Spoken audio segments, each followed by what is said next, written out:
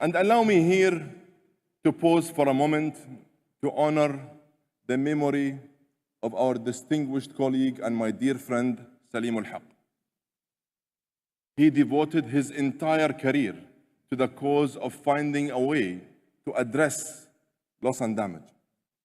And I personally benefited from his advice and his experience, particularly on the imperative to shift the world's focus to the needs of adaptation.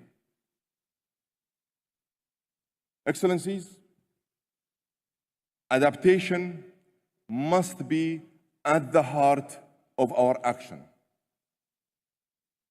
We must bridge the finance gap and agree on a robust framework for the global goal.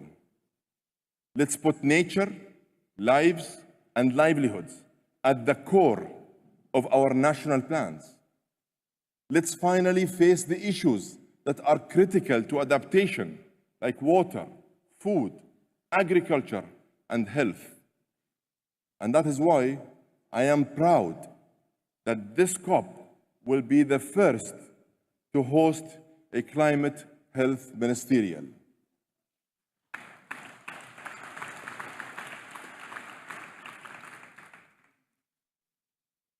Colleagues, I want this COP to be the COP that maximizes momentum on mitigation. Today, countries representing more than 85% of the world's economy are behind COP28's goal of tripling renewable energy capacity by 2030. And we are reaching critical mass on the goal to double energy efficiency by 2030. This is how we will transition away from unabated coal. Let me also encourage countries to establish net zero methane emission targets as part of their next round of NDCs. Zeroing out methane emissions can make a huge impact in the shortest time frame. Colleagues, and let history reflect the fact that this is the presidency that made a bold choice to proactively engage with oil and gas companies. We had many hard discussions. Let me tell you, that wasn't easy. But today, many of these companies are committing to zero methane emissions by 2030 for the first time. And now, many national oil companies have adopted net zero 2050 targets for the first time. And I'm grateful that they have stepped up to join this game-changing journey. But I must say, it is not enough. And I know that they can do much more. They can lead the way. And them leading the way will ensure that others follow and catch up. At the same time, as part of this presidency's action agenda, we are engaging with other high-emitting sectors like heavy transportation, aluminum, steel, and cement, all in an effort to accelerate decarbonization at scale. I'm calling on all industries to engage, to innovate, to modernize, and invest in clean technologies. Colleagues, my friends, my partners, the next 2 weeks will not be easy. Let's remember, our task is not only about negotiating text or putting words on paper. It is about improving lives. It is about people. From the students I met in Bangladesh to the young entrepreneurs I saw in Nairobi, to indigenous communities I visited in the Amazon basin. All of us want and need the same things: clean air, clean water, healthy food, economies, and opportunities for ourselves and our families. And of course, we want a safe and a secure future. Is that too much to ask? Excellencies, ladies and gentlemen, my friends and my partners, we all made a choice to be here at this time. We understand the gravity of the situation, and I know that we all respect the science. Today, we need to follow through. Take that new road, and let's bring everyone on board with us. If we want to accelerate progress across the climate agenda, we must apply a positive can-do vision to get a GST decision with the highest ambition. We must translate the negotiated outcomes into real results in the real world. And we must use the next 2 weeks wisely. Take a no-nonsense approach with no delays. Let's restore faith in multilateralism. Let's bring back the lost trust in multilateralism. And let's deliver some good news to the world that really needs it today. And friends, I'll be right there, at your side, every step of the way. I will roll up my own sleeves alongside you. Let's rise above our differences to make the difference for future generations.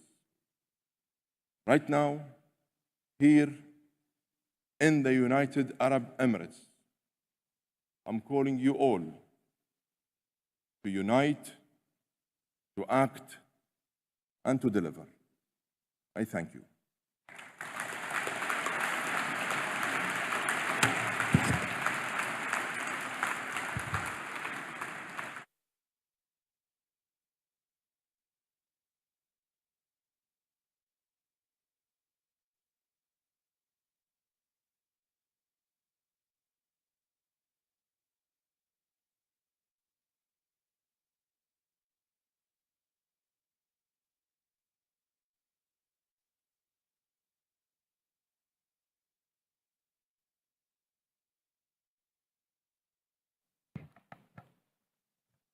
Distinguished delegates, honored guests, colleagues,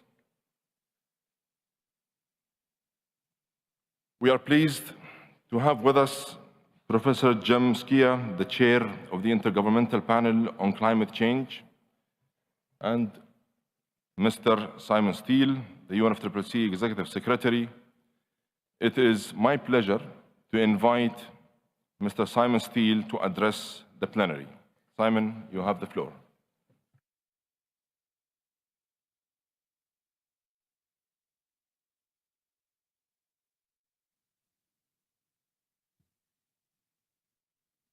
Excellencies, delegates, colleagues, ladies and gentlemen, let me first thank our Egyptian friends for their stewardship over this last year as they hand over this heavy responsibility to our Emirati colleagues.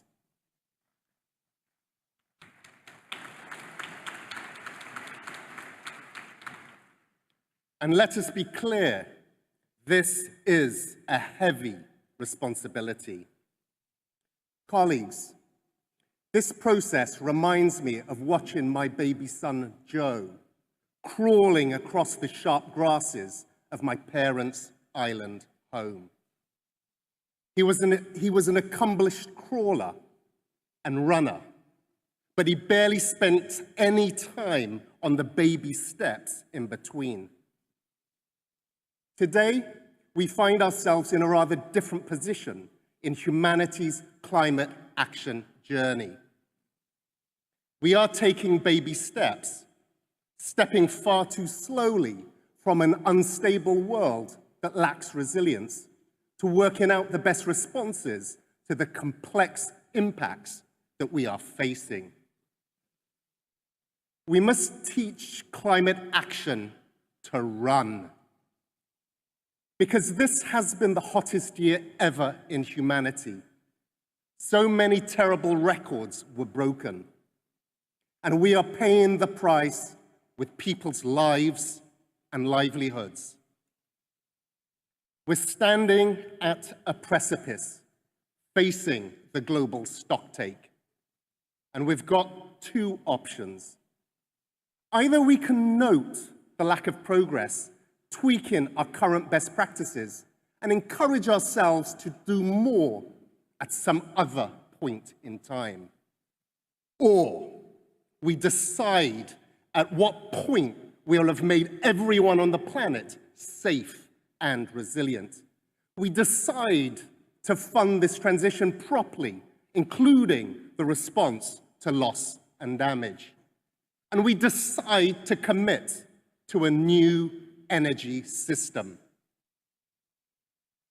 If we do not signal the terminal decline of the fossil fuel era as we know it, we welcome our own terminal decline, and we choose to pay with people's lives. If this transition isn't just, we won't transition at all. And that means justice within and between countries, sharing benefits across society, ensuring that everyone, women, indigenous peoples, and youth, in all their diversity, have equal opportunities to benefit from these transitions. Last year, I said we were going to do things differently. So let me lay out that vision and what's going to happen over the next 2 years. In 2024, countries will submit their first biennial transparency report. This will mean the reality of individual progress can't be concealed. We will also see at COP29 how to finance this massive shift with the new finance goal. And let this be your first official notice that early in 2025, countries must deliver new nationally determined contributions. Please start working on them now. This takes us to COP30, where every single commitment on finance, adaptation, and mitigation has to be in line with a 1.5-degree world. Science tells us we have around 6 years before we exhaust the planet's ability to cope with our emissions, before we blow through 1.5-degree limit. As a teenager, my son Joe had a wonderful phrase he would use when I asked him to do something. "I'm trying to try, Dad," he would say. Unfortunately, this does as much for delivering climate action as it does finishing your homework. It's simply not enough for us to be trying to try. And I'm not using my son as an example to suggest that it's his generation's responsibility to save us from the scourge we face. We are indebted to young people and to civil society for having pushed us this far. They're looking at us to take responsibility for speeding things up. So let's be transparent in the actions and the decisions that we take here with each other. And in that spirit, delivering on the promise I made on accountability, the UNFCCC has reformed the badging system. Every participant at this COP is already publicly listed. The whole world knows who's here. They will hold us to account on what we do or do not do. As Yoda would say, do or do not. There is no try. Yes, this is the biggest COP yet, but attending a COP does not tick the climate box for the year. The badges around your necks make you responsible for delivering climate action here and at home. To further ensure accountability, I'm committing the UNFCCC to tracking all announcements made and initiatives launched, so that long after the cameras have gone, we can ensure our promises continue to serve the planet. Dear delegates, the UNFCCC, as custodians of this process, is here as the impartial facilitator. Remember this: behind every line you work on, every word or comma you wrestle with here at COP, there is a human being, a family, a community that depends on you. Turn the badges around your necks into a badge of honor and a life jacket for the millions of people you are working for. Accelerate climate action. Teach it to run. I thank you. Shukran.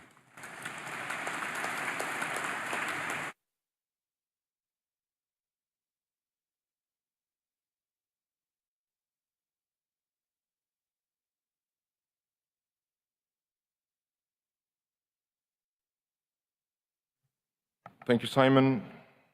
I welcome Professor James Skia and congratulate him on his election as the new chair of the IPCC.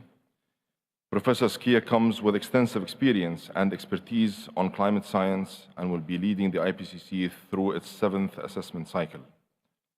I invite Professor Skia to address the plenary.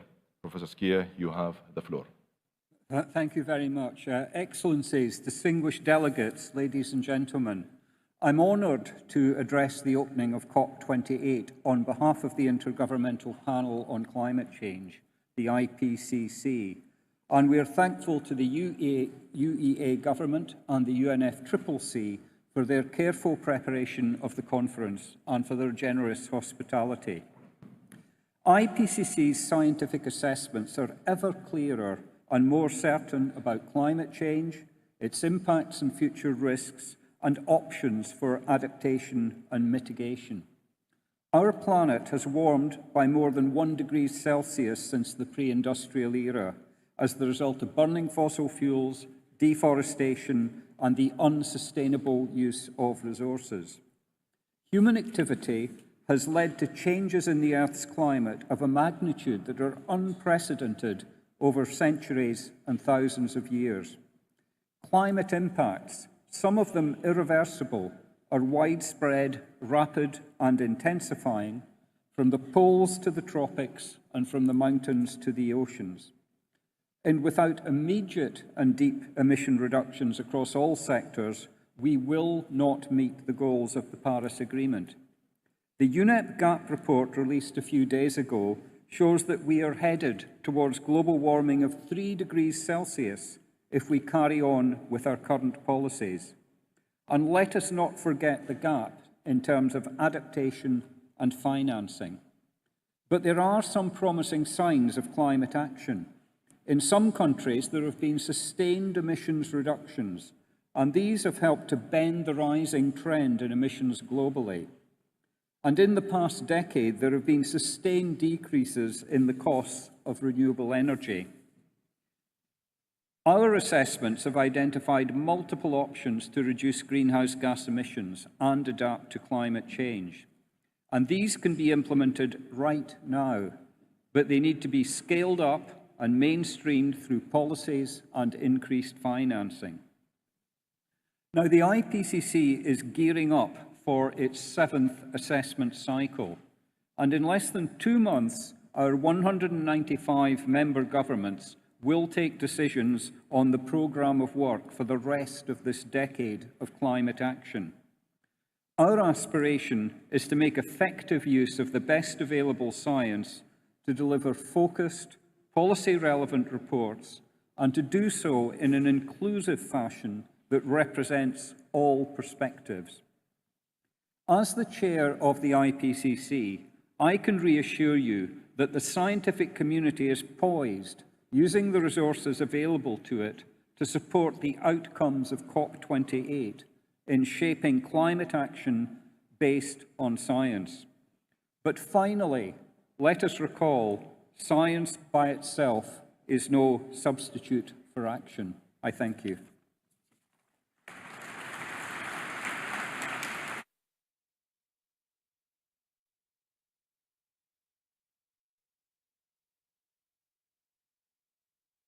Thank you, Professor Skia.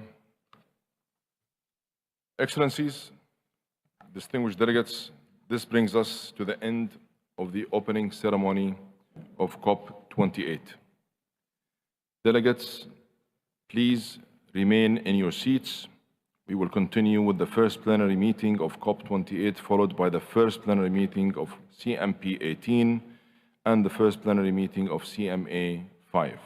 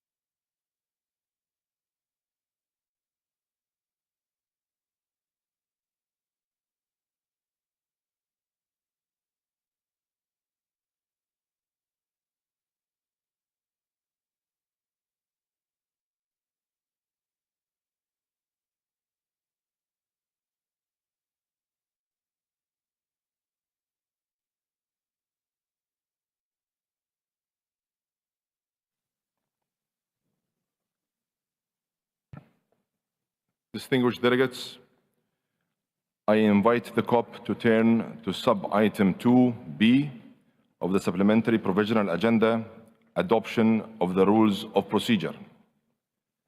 The draft rules are contained in document FCCC/CP/1996/2.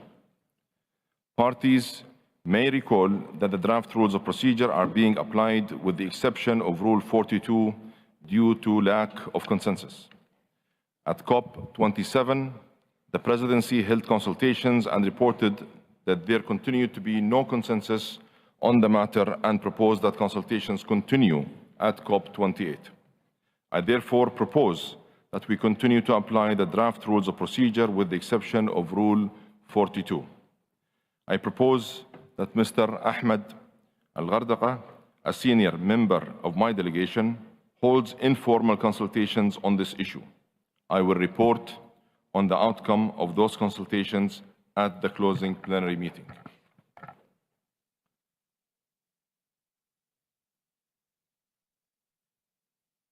Hearing no objection, it is so decided.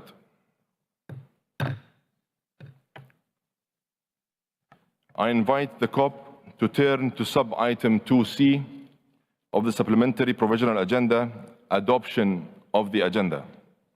I would like to express my deep appreciation to all parties for their flexibility, support, and commitment to reaching agreement on the adoption of the agendas and launch of work swiftly and smoothly, and to deliver a successful and ambitious outcome of this conference. Together with the COP27 presidency and the chairs of the subsidiary bodies, we held a series of consultations and bilateral meetings with negotiating groups and parties on the adoption of the agendas of the governing and subsidiary bodies.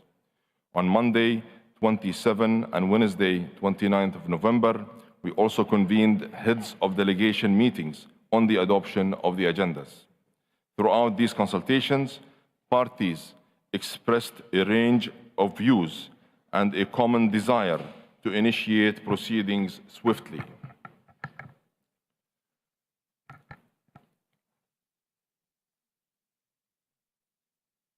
And smoothly, given the scale and importance of mandates and deliverables expected here. The items proposed by parties to be included in the agendas reflect genuine concerns of parties and were proposed in a constructive spirit. They are all important issues, and my team and I took great care to ensure that all views were heard.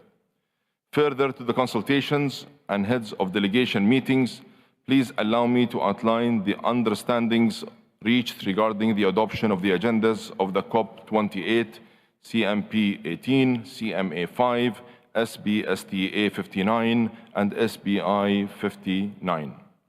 I propose that the governing and the subsidiary bodies adopt their agendas presented in their respective supplementary agendas without the inclusion of any of the items proposed by parties, as well as Agenda Item 10H of the CMA Supplementary Provisional Agenda entitled Sharm el-Sheikh Dialogue in the scope of Article 2, Paragraph 1C of the Paris Agreement and its complementarity with Article 9 of the Paris Agreement. This proposal is on the understanding that parties will still be able to consider the underlying issues and concerns related to those agenda items, either under other agenda items in line with their existing mandates or under consultations to be held by the Presidency. I further propose that the underlying issues and concerns in relation to the following proposed items can be discussed in the context of ongoing discussions under the mandated agenda items, including regarding the item on the supplementary provisional agenda of the COP entitled Mountains and Climate Change, highlighting the need for the protection of vulnerable mountain ecosystems while building the resilience of mountain peoples and economies to reduce loss and damage. These issues can be considered in discussions under the 16th meeting of the Nairobi Work Programme Focal Point Forum on Understanding and Closing Adaptation Knowledge Gaps in Mountains, High Latitude Areas, and the Chrysosphere, as well as future activities of the Nairobi Work Programme. Regarding the item on the supplementary provisional agendas of the CMA and subsidiary bodies entitled Urgently Scaling Up Financial Support from Developed Country Parties in line with Article 4, Paragraph 5 of the Paris Agreement to enable implementation of developing countries. These issues can be considered in the discussions under CMA Agenda Item 10A, matters relating to the Standing Committee on Finance. Regarding the item on the supplementary provisional agenda of the CMA entitled Doubling Adaptation Finance as part of the efforts towards the implementation of decisions of 1/CP.26, paragraph 11, and 1/CMA.3, paragraph 18 on adaptation finance. These issues can be considered in discussions under CMA Agenda Item 10A, matters relating to the Standing Committee on Finance.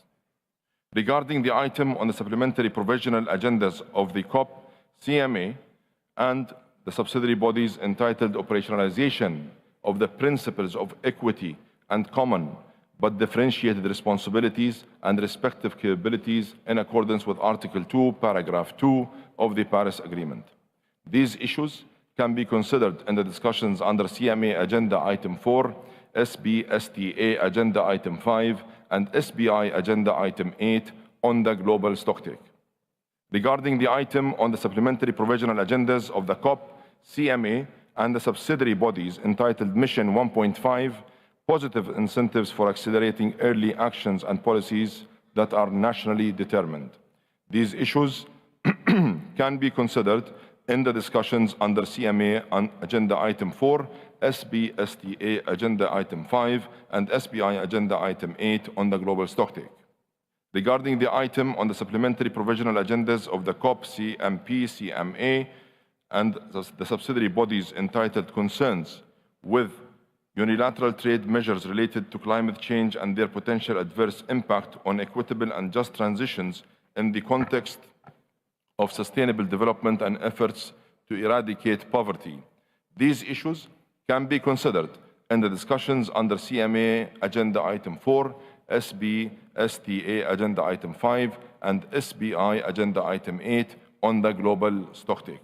And regarding the sub-item 10H of the supplementary provisional agenda of the CMA entitled Sharm el-Sheikh Dialogue on the Scope of Article 2, Paragraph 1C of the Paris Agreement and its complementarity with Article 9 of the Paris Agreement, the report on the dialogue be considered in the discussions under CMA Agenda Item 10A, matters relating to the Standing Committee on Finance. I also propose the following way forward regarding the matters listed below. Regarding the item on the supplementary provisional agenda for the CMA entitled The Special Needs and Special Circumstances of Africa, I propose to convene consultations on this matter following the practice taken at previous conferences. The outcome of these consultations and any other issues raised during the consultations will be reported back under the agenda item Other Matters. On the sub-item on the supplementary provisional agenda of the CMA entitled 7th Review of the Financial Mechanism, I propose to hold consultations on a way forward on this matter. The outcome of these consultations and any other issues raised during the consultations will be reported back to the CMA later in the session. On the item on the supplementary provisional agenda of the CMP entitled Issues Related to Article 3, Paragraph 9 and Article 21 of the Kyoto Protocol, I propose to hold consultations on a way forward on this matter. The outcome of these consultations and any other issues raised during the consultations will be reported back to the CMP later in the session. The above understandings are not intended to exclude consideration of any of the underlying issues and concerns raised by parties in any other discussions under the agendas, but merely to ensure that our work can proceed in an expeditious manner and avoiding duplication. The above understandings will be recalled when we adopt the agendas of the CMP and CMA. The above understandings will be reflected in the reports of the sessions of the governing bodies. The understandings will apply mutatis mutandis to the related issues on the supplementary provisional agendas of the subsidiary bodies and will be recalled by the chairs of the subsidiary bodies prior to the adoption of the respective agendas and reflected in the reports of the sessions. Further, I propose that the following agenda item be held in abeyance. COP item 14. Consideration of proposals from parties and amendments to convention under Article 15. Sub-item A. Proposal from the Russian Federation to amend Article 4, Paragraph 2F of the Convention. And sub-item B. Proposal from Papua New Guinea and Mexico to amend Article 7 and 18 of the Convention. COP item 15. Second review of the adequacy of Article 4, Paragraph 2A-B of the Convention. Dear delegates, with these understandings and the proposal just outlined, and with immense gratitude for the flexibility shown by all parties to allow our important work to begin forthwith, I invite parties to turn to documents FCCC/CP/2023/1 and Addenda 1 and 2. I propose to adopt the supplementary provisional agenda contained in document FCC/GP/2023/ADD.2, amended to reflect these understandings with the following items deleted: item 18, item 19, item 20, and item 21.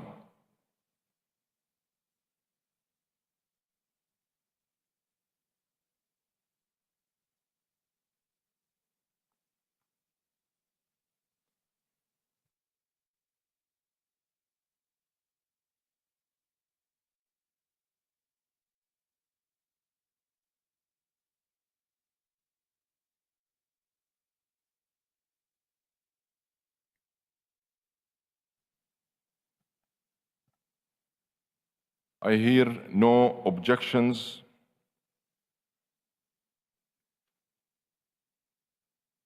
I see Kyrgyzstan have asked for the floor.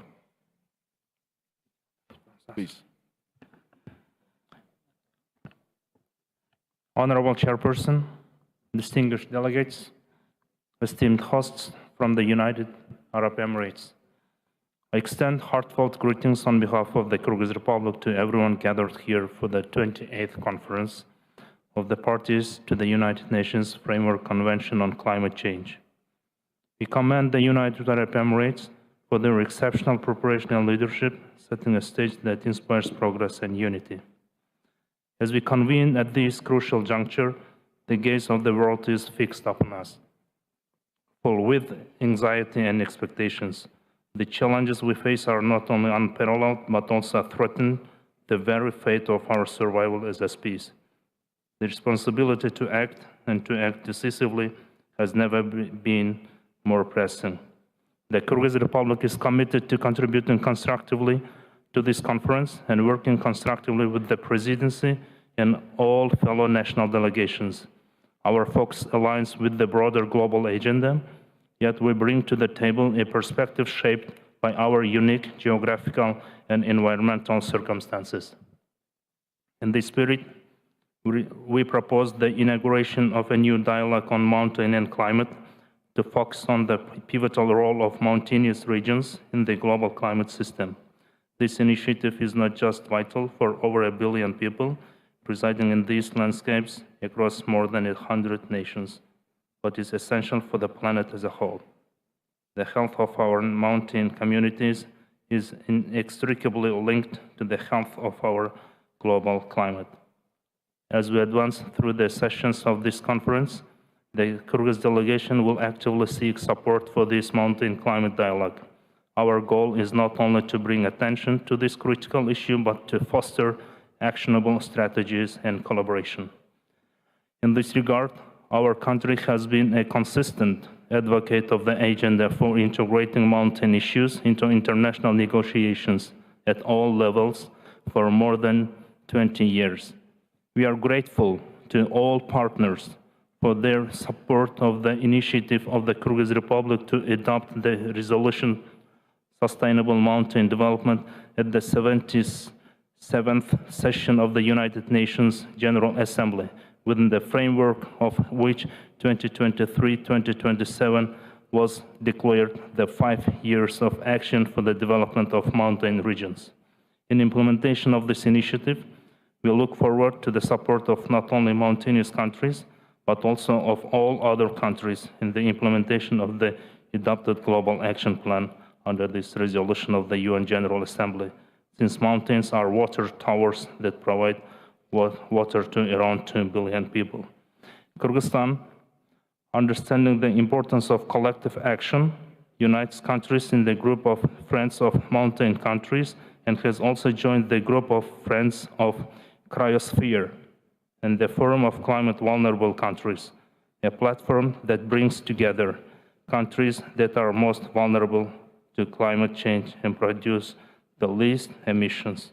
We call on the international community to support the efforts of mountain countries aimed at solving the climate and environmental problems of mountain ecosystems. Thank you so much.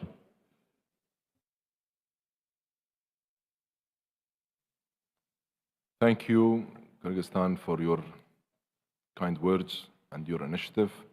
I see that Bhutan has requested the floor. Bhutan, you have the floor. Thank you, Mr. President. At the outset, Bhutan would like to thank the COP presidency for the warm hospitality and impressive arrangements and hard work in bringing us all together to this beautiful city of Dubai. Mr. President, Bhutan strongly supports the intervention made by Kyrgyzstan on an urgent call for dialogue on mountain and climate change to be launched here at COP28. Bhutan reiterates our submissions and requests made during numerous similar consultations in previous COPs on the issue of mountain ecosystem and its inclusion in the process.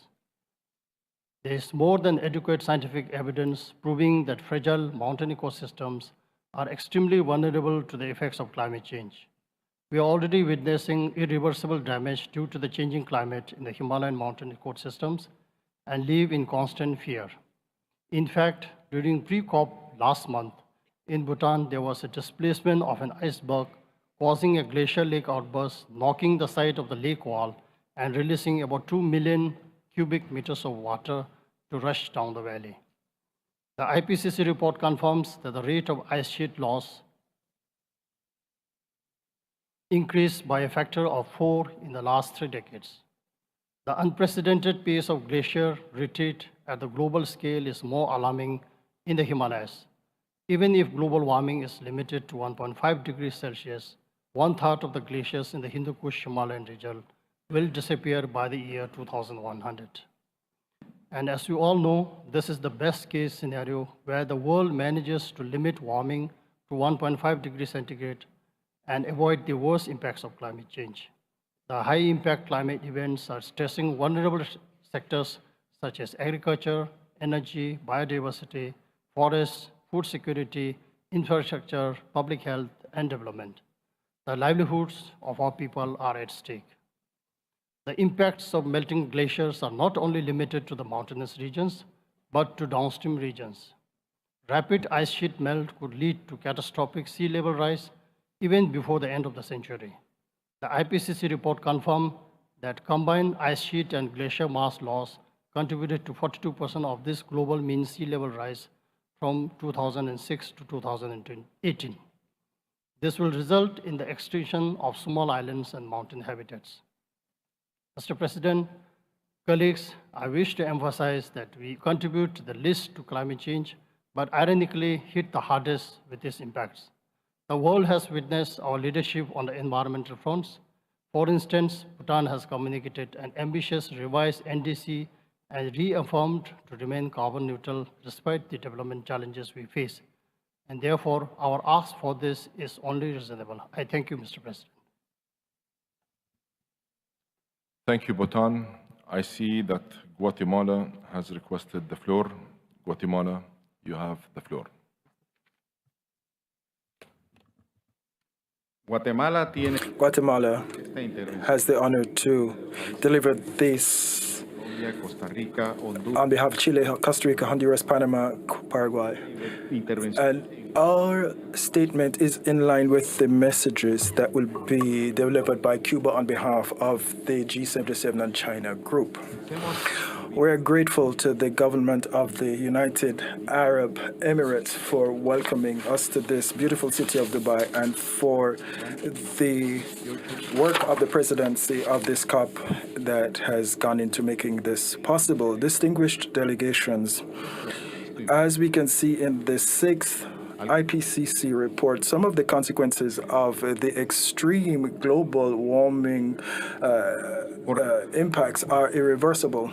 With respect to adaptation, the general expectation is that this will be a substantive contribution to supporting adaptation based on the best available science and avoiding future needs for high costs, especially when in some cases we are exceeding our adaptation capacity. We have a framework with ambitious targets and indicators for the GGA through a structured approach based on the Glasgow Sharm el-Sheikh work program, and which is contributing to the GST. With respect to the Santiago network, ILAC supports the draft text prepared in the 58th session of the subsidiary bodies as the basis for negotiations. We reiterate the importance for the Secretariat of the network being independent, and it must have broad national representation at its headwork and in its offices so that it can deliver balanced technical assistance and ensure that the host covers all the loss and damage spectrum for everyone. With respect to the L&D fund, although the results of the TC5 is far from being perfect, we have to consider that the final package agreed upon is the basis for safeguarding access to resources and its operationalization, and to do so effectively. We will be working towards adopting the recommendations of the TC5. ILAC also highlights the importance of GST as a fundamental outcome of this COP. The Special Climate Action Group underscores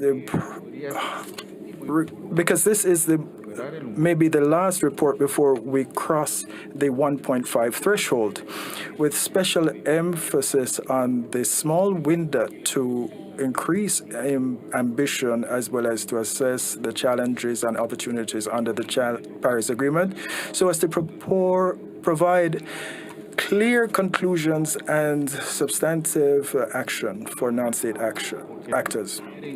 ILAC wants to see a comprehensive inclusion of the synthesis reports, and we must not reopen their conclusions and focus instead on future steps to achieve results. It is key that the GST is the base for future action, and it must be in line with the cycle of ambition and include a guide of actions and processes that will help correct course based on science. We highlight the importance of considering the intergenerational impact of decisions on climate change, and we urge stronger financial commitments. With respect to the CQG, we must recognize the significant progress made in dialogue this year, where we have been focusing on tangible options, and this has proved to be helpful to delineate various options within each critical dimension of the target. We are looking forward to a decision with procedural and substantive progress. We want to highlight the importance of continuing to share experience on Article 1.2c, and we must highlight its complementarity with Article 9, which is one of the long-term objectives of the Paris Agreement, and therefore can help facilitate and broaden efforts to make reality Article 2.1a and 2.1e. Its implementation should reflect the interconnection of financial flows with the general ambition under the agreement with respect to keeping temperature rise between 1.5 centigrade, and development and transfer of technology are fundamental, and we need endogenous capacities in developing countries to have a successful rollout of this. We need efforts to overcome the lack of financing and implementing the technological results. We must remember that cooperative approaches under Article 6 of the Paris Agreement still require critical decisions to finalize the complete architecture for rapid implementation of these mechanisms while ensuring transparency and environmental and comprehensive environmental approach.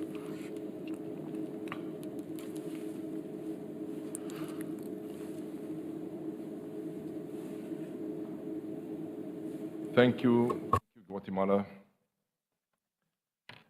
I appreciate and very much value your contributions.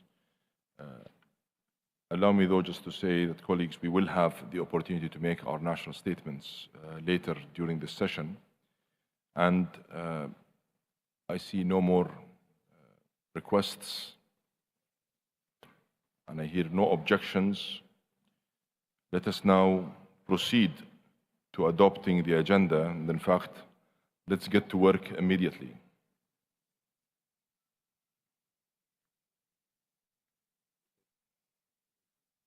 It is so decided.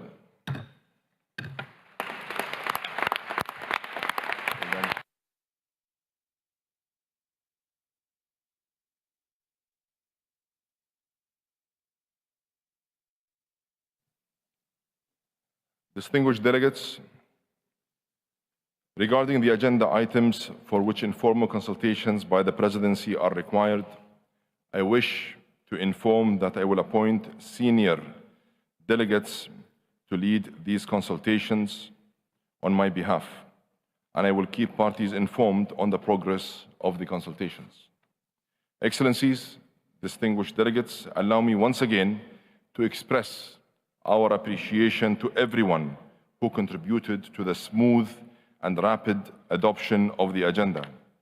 Our success in launching our work without delay sends an important message of commitment, dedication, and determination to commence our important and urgent work on all items on our agenda.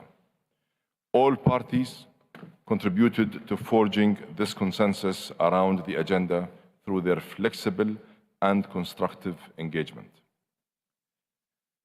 I invite the COP to turn to sub-item 2D of the agenda, election of officers other than the President. Mohammed Nasr from Egypt has begun consultations on the election of officers to bodies under the Convention, the Kyoto Protocol, and the Paris Agreement. I thank Ambassador Nasr for the work undertaken so far, and I propose that he continues the consultations to finalize the nominations. In accordance with established practice, confirmed nominees to the Bureau will be invited to attend meetings of the Bureau as observers until the elections have taken place. Parties will note that women currently comprise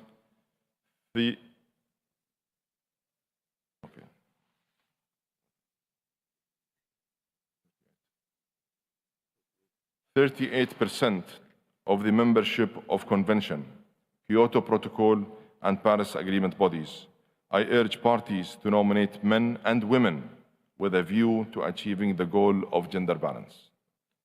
In light of the high number of outstanding nominations for a large number of officers under the Convention, the Kyoto Protocol, and the Paris Agreement, including for many constituted bodies entrusted with important technical work, I urge parties to intensify efforts to transmit the remaining nominations by the deadline of 8 p.m. GST on Saturday, December 9th. I propose to return to this item at the closing plenary of the COP. I hear no objections, and it is so decided.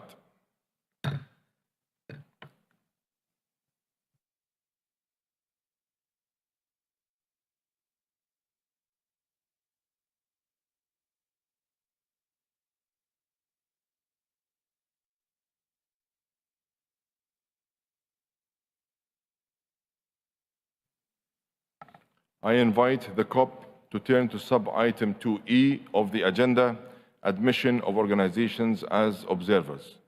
The conference has before it document FCCP/2023/3, which includes a list of IGOs and NGOs that have expressed a wish to participate in the UNFCCC process as observers, and a list of already admitted organizations that legally changed their names due to mergers with other organizations eligible for admission. These lists were the basis on which organizations were informed of their provisional admittance status to COP28 on the understanding that the final authority to grant admission lies with the COP.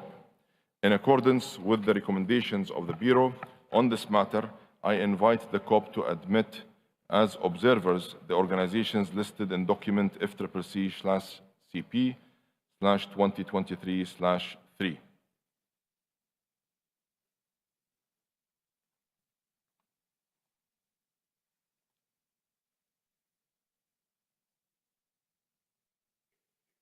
Distinguished delegates and colleagues, I acknowledge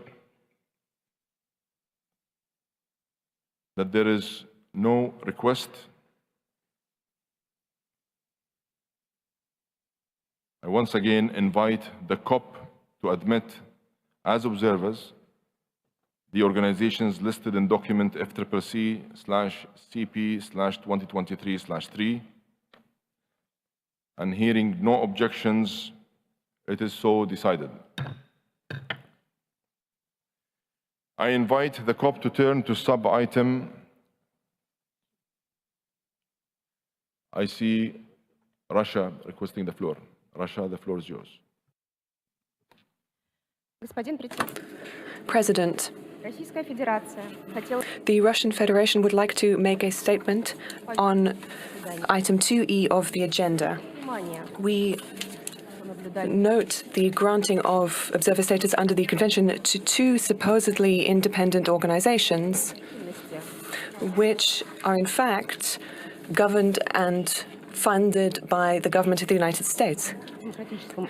This is the National Democratic Institution and the George Soros Fund Open Society. It is well known that their record includes interference in the internal affairs of sovereign states, organizing internal disruption and protests. We believe that inclusion of these supposedly independent NGOs as observers is intended to politicize the climate process and will do harm to negotiations under the convention. Furthermore, once again, we note the overrepresentation of organizations only from one group of states. We trust that in the future, the process of selecting observers will be given greater attention. We request that the statement be included in the meeting record. I thank you.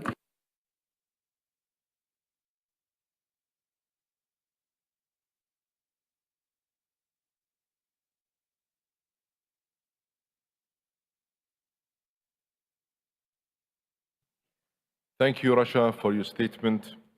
We will note your statement in the record. I invite the COP to turn to sub-item 2F of the agenda, organization of work, including for the sessions of the subsidiary bodies.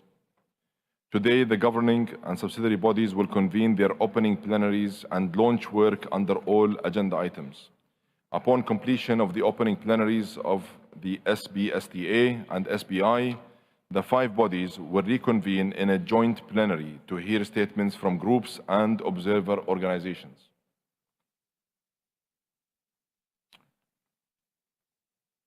I see that the US have requested the floor. The US, you have the floor.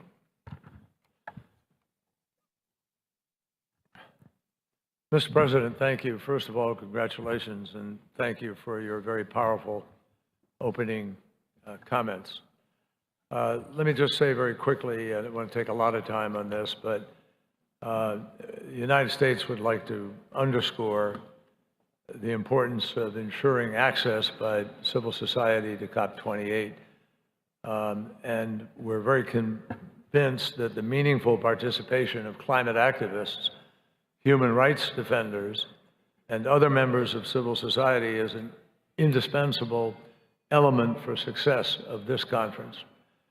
So in this respect, we're very concerned about the assertion that NGOs that clearly meet the UNFCCC criteria for admission as observers should somehow not be accredited, not be permitted to be here for obviously other reasons.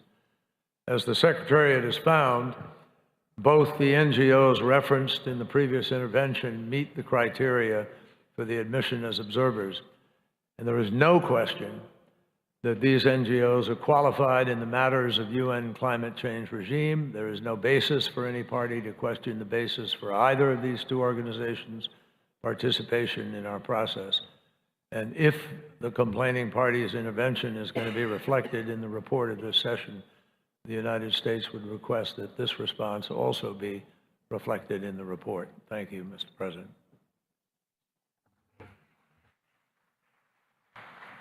Thank you. Thank you, United States, for your statement.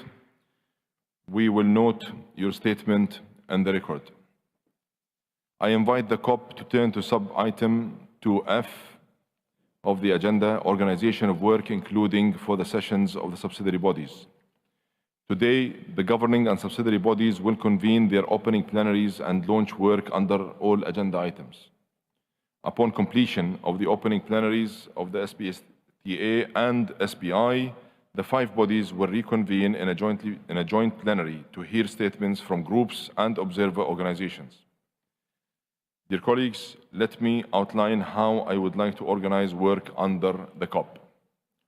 On the following items, which are also on the agendas of the relevant subsidiary bodies, the COP will take appropriate action on the basis of recommendations from the subsidiary bodies.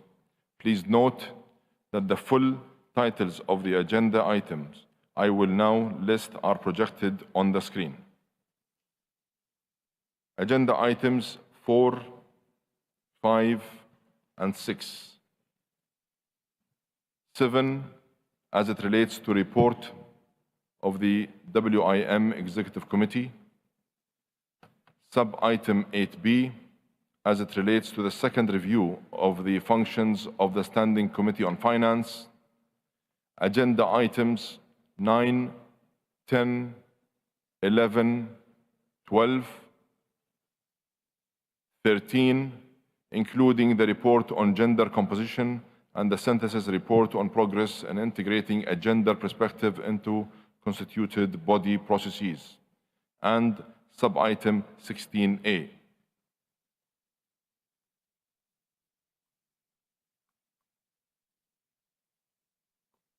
Hearing no objections, it is so decided. Colleagues, on Wednesday, December 6th, the SBSTA and the SBI will conclude their work.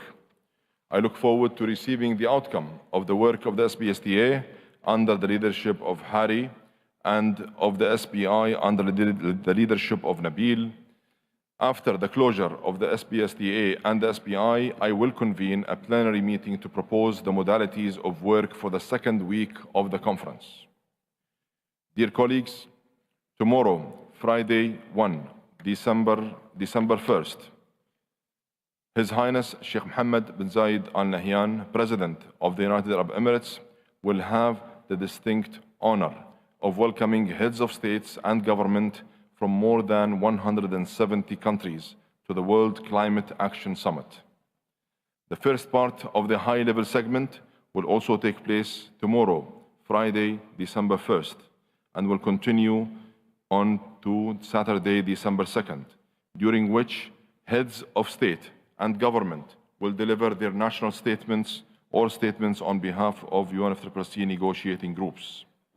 The high-level segment will resume on Saturday 9th and Sunday 10th of December.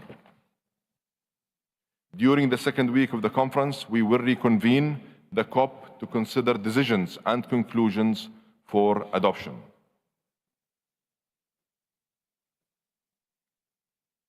Hearing no objections, we will proceed on this basis.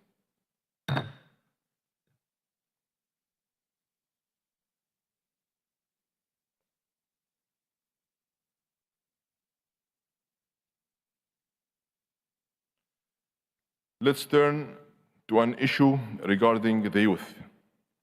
A priority for the United Arab Emirates for every element of this COP has been inclusion, especially inclusion of those who are most vulnerable and most impacted by the impacts of climate change, such as women, indigenous peoples, children, and youth.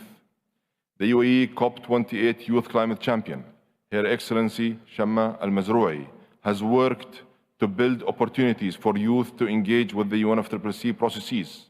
Strong inclusion of youth, who are set to inherit the long-term impacts of climate change, is a must, and we hope parties will discuss how this can be developed at this COP. I propose to hold consultations on a way forward on this important issue. I will appoint a senior member of my delegation to lead consultations on this issue. I invite the COP to turn to sub-item 2G, dates and venues of future sessions. In accordance with the principle of rotation among regional groups, the president of COP29 would come from the Eastern European states, and for COP30 from the Latin American and Caribbean states. The Latin American and Caribbean states have nominated Brazil to host COP30. I encourage the Eastern European states to accelerate and finalize their consultations on this matter to ensure timely decision. I propose that Hannah Al-Hashimi, a senior member of my delegation, conduct consultations on my behalf with a view to proposing a draft decision on this matter for adoption by the COP. Hearing no objection, it is so decided. I invite the COP to turn to agenda item 7, Warsaw International Mechanism for Loss and Damage Associated with Climate Change Impacts. The COP is invited to consider the matter of its authority over and guidance to the WIM, including its executive committee. I propose a senior member of my delegation to undertake consultations on this matter. Hearing no objections, it is so decided. I invite the COP to turn to agenda item 8, matters relating to finance, including sub-items A to G. For sub-item 8A, the COP is invited to continue discussions on long-term finance. It is also invited to consider the summary of the deliberations at the 5th High-Level Ministerial Dialogue on Climate Finance on the progress and fulfillment of the goal of mobilizing jointly the $100 billion per year by 2020, convened at COP27, and to take any action it deems appropriate. I propose to establish a contact group co-chaired by Carlos Fuller from Belize and Gard Lindes from Norway for consideration of matters under this subcommittee, under this sub-item. I would like now to invite the representatives of Germany and Canada to report on the progress and fulfillment of the goal mobilizing jointly the $100 billion per year by 2020. Germany, you have the floor. Thank you, Mr. President, COP President, Excellencies, distinguished colleagues. As we all know, climate finance is a key part of our collective strategy to address climate change, and now more than ever, delivering support is essential to responding growing needs of developing countries. These efforts include meeting the $100 billion mark urgently and continuing to improve the quality and the effectiveness of climate finance. I am here to briefly report back on the work that my colleague, Minister Stephen Guilbeault of Canada, and I have conducted over the past months and years on the progress made to deliver on the $100 billion climate finance goal. On November 16th, the Organization for Economic Cooperation and Development published a report showing that in 2021, climate finance contributors collectively provided and mobilized $89.6 billion in climate finance. This is an important increase from 2020 and exceeds projections made by the OECD in the context of the Climate Finance Delivery Plan led by Canada and Germany. We were pleased to see the OECD Secretary General indicating that based on preliminary data for 2022, there is a likelihood that the goal was already met in 2022 and certainly was met in 2023. This is further underpinned by the good increase of the report Climate Finance by MDBs in 2022. I hand it over now to my Canadian colleague. Thank you, Mr. President. Thank you, Germany. Canada, you have the floor. Thank you, Mr. President, and thank you, Special Envoy Morgan. This is the third year that Germany and Canada have been working together with contributors on the U.S. $100 billion goal and listening to recipients and civil society about the impact of the financing provided. Meeting the $100 billion mark is an important step forward, but it is clear that we cannot stop here.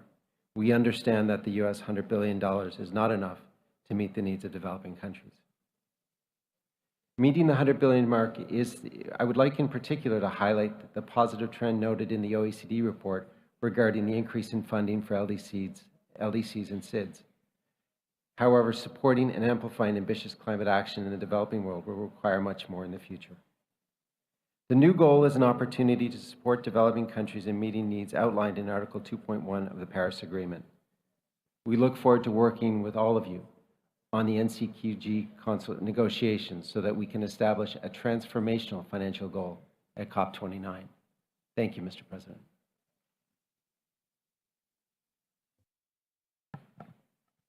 Thank you, Canada.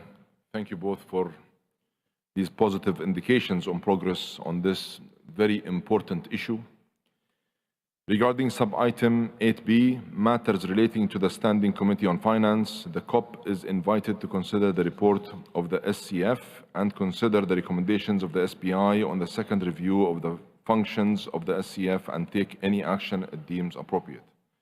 I thank the co-chairs of the SCF, Gertrud Wolonski from Austria and Zahir Fakr from South Africa for their leadership and work this year. I propose to establish a contact group co-chaired by Apollonia Maiola from Italy and Ali Waqas from Pakistan for consideration of matters under this sub-item.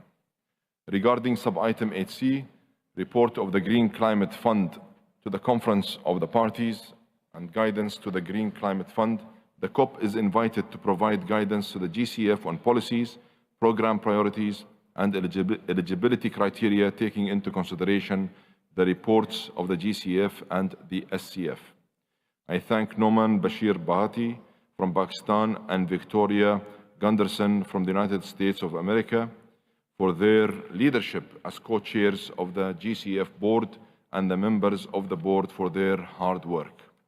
I propose to establish a contact group co-chaired by Marine Lanoy from France and Richard Mayongi from Tanzania for consideration of matters under this sub-item.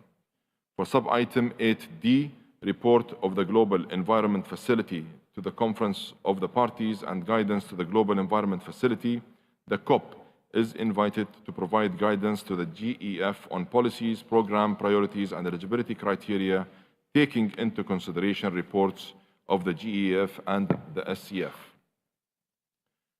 I thank the chairperson of the GEF, Carlos Manuel Rodriguez, and the GEF Secretariat for their work undertaken by the GEF. I propose to establish a contact group co-chaired by Ms. Lanoy and Mr. Mayongi for consideration of matters under this sub-item. For sub-item 8E, seventh review of the financial mechanism, the COP is invited to agree on the guidelines for the seventh review of the financial mechanism, taking into account the guidelines contained in the Annex to Decision 12/CP.22. I propose to establish a contact group co-chaired by Ricardo Marshall from Barbados and Solomon Schoenfield from the United Kingdom for consideration of matters under this sub-item. For sub-item 8F, compilation and synthesis of and summary report on the in-session workshop on biennial communications of information related to Article 9, Paragraph 5 of the Paris Agreement, the COP is invited to consider the compilation and synthesis of the second biennial communications of developed country parties and summary report of the second biennial in-session workshop and information to be provided by parties. I propose to establish a contact group co-chaired by Elena Pereira from Honduras and Kelly Sharp from Canada for consideration of the matter under this subcommittee. Under sub-item 8G, operationalization of the funding arrangements responding to loss and damage referred to in paragraph 2 including the fund referred in paragraph 3 of decisions 2/CP.27 and 2/CMA.4. I propose to take this agenda sub-item later during the session once we have launched all other work under the COP, CMP, and CMA.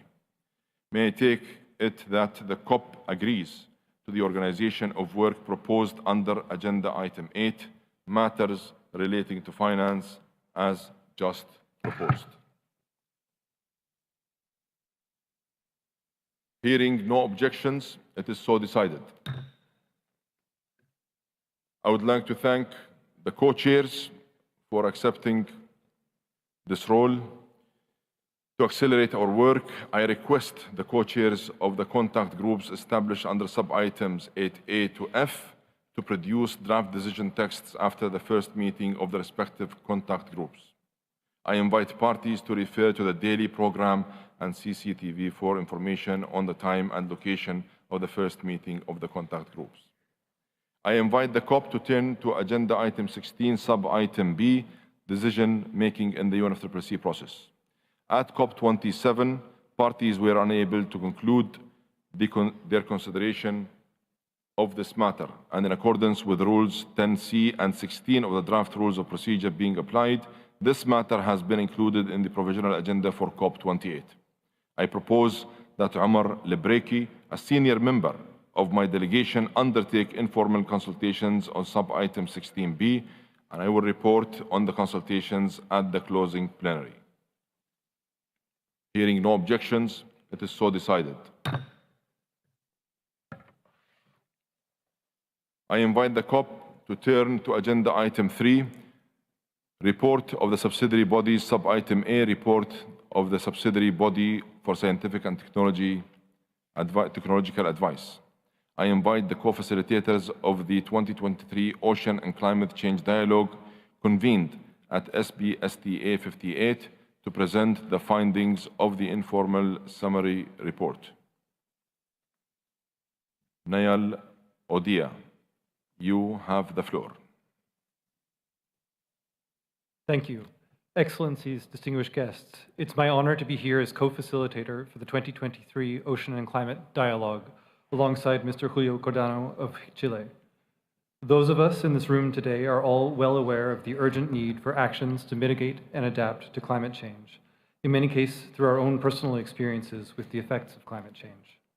The Ocean and Climate Change Dialogue, which took place over 2 days in conjunction with Substa 58, and focused on the topics of coastal ecosystem-based restoration, including blue carbon and aquatic foods, highlighted the need for us all to pay more attention to the critical role which a healthy ocean can play and must play in our collective efforts to address the climate crisis. We know that the ocean offers unique opportunities for holistic climate change adaptation and mitigation-based solutions, helping us to better cope with extreme weather events and sea level rise driven by climate change, as well as serving as a key global carbon sink. However, we also know that climate change is already adversely affecting the ocean, threatening its ability to regulate the Earth's climate. We are at a tipping point.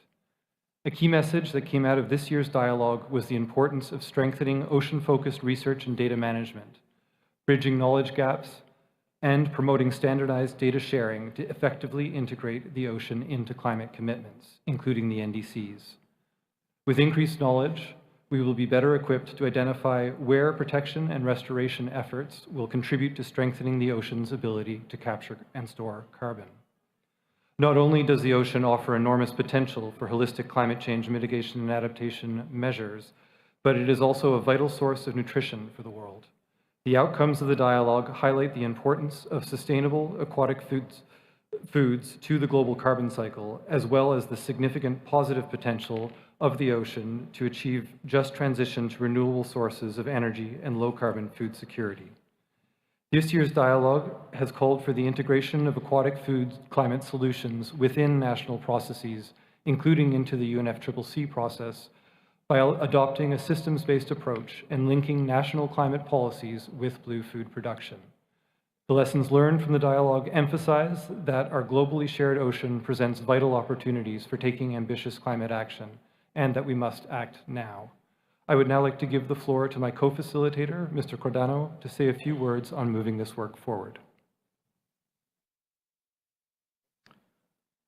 Excellencies, distinguished guests, ladies and gentlemen, parties to the UNFCCC and the Paris Agreement have recognized the importance of conservation, enhancement, and protection of the ocean to address the climate crisis. This year's dialogue was aimed at strengthening ocean-based climate action at national level and under the UNFCCC process. Over 250 positive solutions were shared by parties and observers at the dialogue, which showed the wealth of existing options and the importance of the ocean in the global fight against climate change. Through the dialogue, we learn about real-world examples of collaboration with indigenous peoples, local communities, vulnerable groups, youth, women, and the private sector that can address policy barriers, facilitate investments, and promote effective conservation efforts. The dialogue report calls on parties to continue integrating ocean-based climate solutions into national climate policies and strategies, including into NDCs and NAPs. The report also further stresses the importance of increasing, scaling up, and ensuring stable and accessible finance flows for the implementation of sustainable fishing practices and management and restoration of coastal ecosystems, and to strengthen the resources of the Secretariat to follow up on the parties' policies and practices in this regard. A key message that emerged from the Ocean Dialogue was strengthening institutional linkages between partners at national and international levels and across the UN mandates and processes, including the recent BBNJ Treaty and the Kunming-Montreal Global Biodiversity Framework to enhance global ambition and action for a climate-resilient ocean. The Paris Agreement emphasizes that the global stocktake should inform parties in enhancing their climate actions and international cooperation. In this line, a key message from the dialogue is that the GST outcomes considers guidelines for parties to be able to strengthen ocean-based measures in their updated NDCs and national strategies. It is our view that the ocean holds one of the keys to an equitable and sustainable planet, and this should be reflected in the outcomes of this important meeting. We remain available to parties, Niall and I, as co-facilitators of this dialogue, to parties and observers to continue engaging on the outcomes of the Ocean Dialogue. And for this, we will convene an informal and open meeting that is scheduled on the 3rd of December at 1 p.m. Thank you very much, Mr. President. Thank you, Julio and Niall. We will return to agenda item 3 once the work of the subsidiary bodies has concluded. Delegates, this brings us to the end of the first meeting of the COP. We will meet later today for the joint plenary of the governing and subsidiary bodies to hear statements from groups of parties and observers after the opening plenaries of the subsidiary bodies. We will resume this meeting of the COP after the CMA opening plenary to consider COP agenda sub-item 8G, operationalization of the funding arrangements for responding to loss and damage referred to in paragraph 2, including the fund referred to in paragraph 3 of decisions 2/CP.27 and 2/CMA.4. This meeting of the COP is suspended.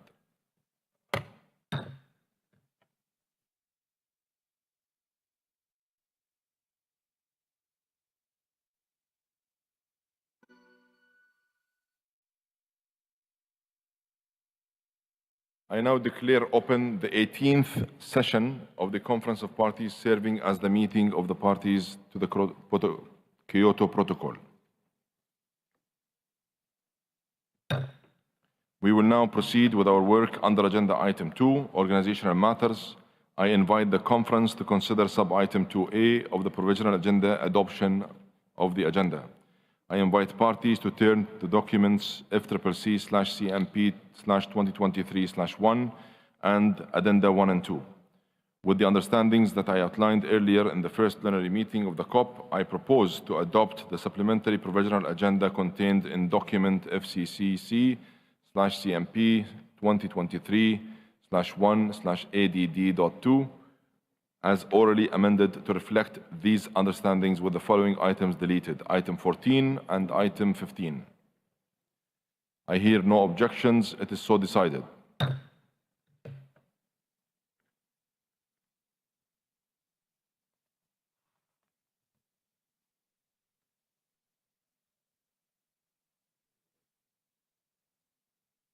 I invite parties to agenda sub-item 2B, election of additional officers. As I mentioned during the COP opening plenary, Mohammed Nasser of Egypt has been continuing consultations on the election of officers to bodies under the Convention, the Kyoto Protocol, and the Paris Agreement on my behalf. I propose to return to this item at the closing plenary of the CMP. I once again urge parties to intensify efforts to transmit the remaining nominations by the deadline of 8 p.m. GST on Saturday, December 9th.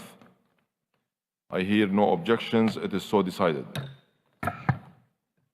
I invite parties to turn to sub-item 2C, organization of work, including for the sessions of the subsidiary bodies.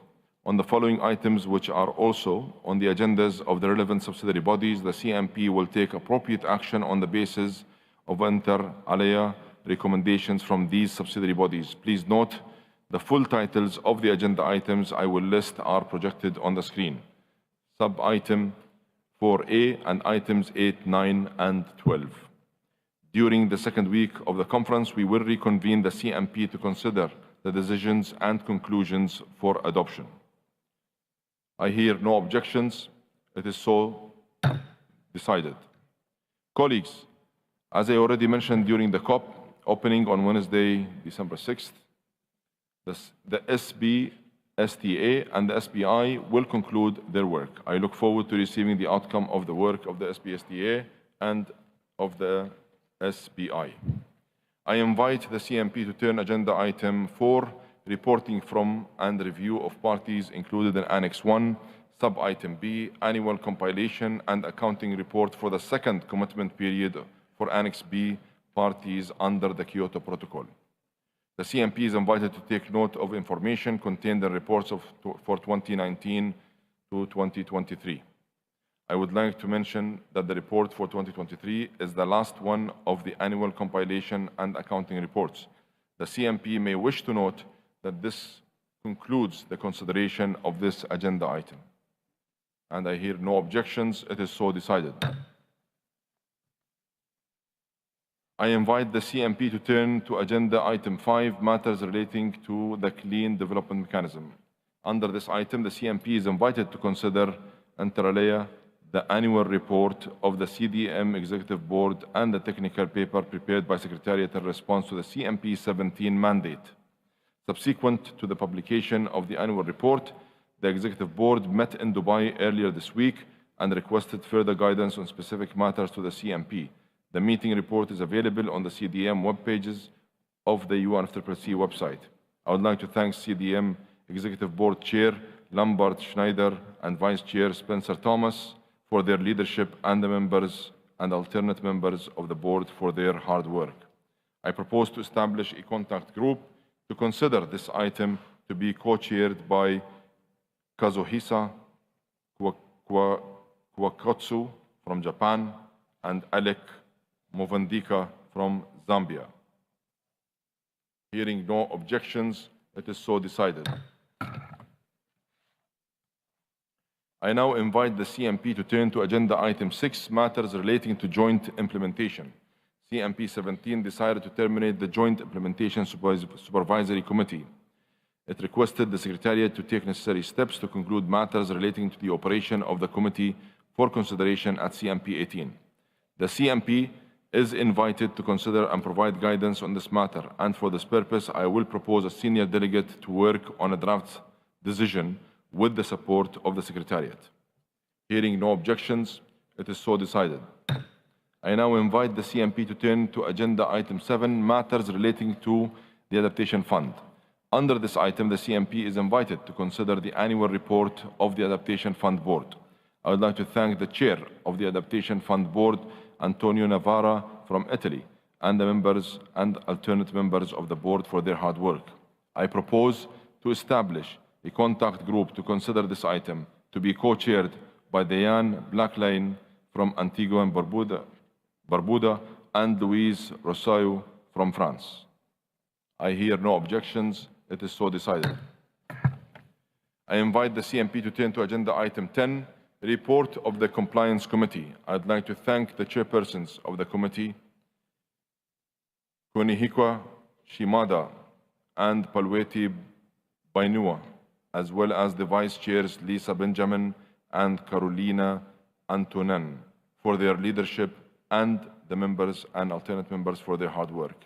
I propose that the CMP takes note of the report of the Compliance Committee contained in document FCCP/KP/CMP/2023/3. I hear no objections. It is so decided. I invite the CMP to turn agenda item 11, report on the high-level ministerial roundtable on increased ambition of Kyoto Protocol commitments. Consultations during CMP 17 on this matter revealed that views remain divergent on whether further work is needed on this matter. I propose a senior member of my delegation to conduct consultations on this matter on my behalf. Hearing no objections, it is so decided. Dear delegates, I'd like to thank the co-chairs for accepting to undertake this role. Colleagues, this brings us to the end of the first meeting of the CMP. The meeting of the CMP is adjourned.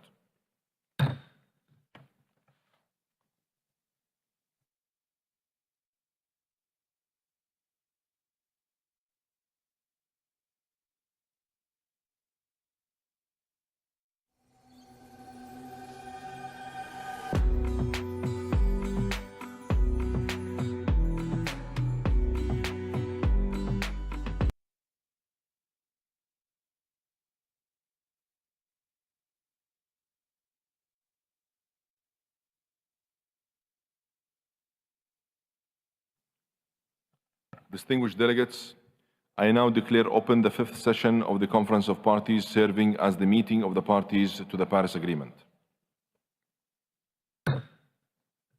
We will now proceed with our work under Agenda Item 2, Organizational Matters. I invite parties to turn to documents FCCC/CMA/2023/1 and Addenda 1 to 3. I invite the CMA to consider sub-item 2A of the provisional agenda, adoption of the agenda. With the understandings that I outlined earlier in the first plenary meeting of the COP, I propose to adopt the supplementary provisional agenda contained in document FCCC/CMA/2023/1/ADD.3 as amended to reflect these understandings, with the following items deleted. Sub-items 10H and 10I, Item 16, Item 19, Item 20, Item 21, Item 22, and Item 23. Hearing no objections, it is so decided.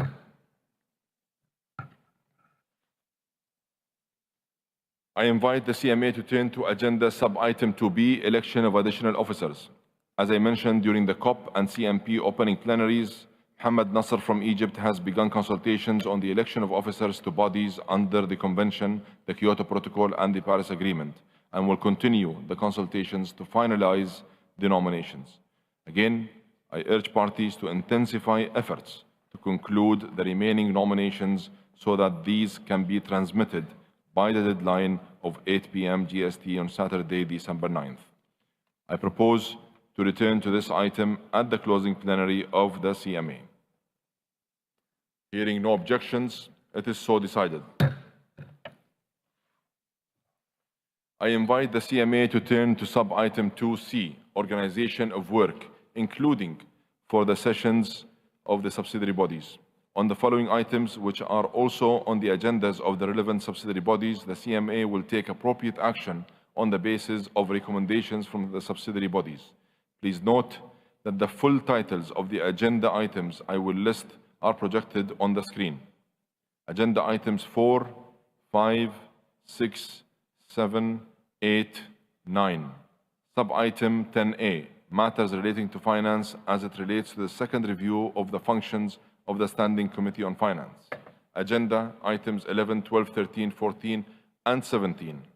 A number of high-level events that relate to a few of the agenda items considered under the subsidiary bodies will also be organized during this session.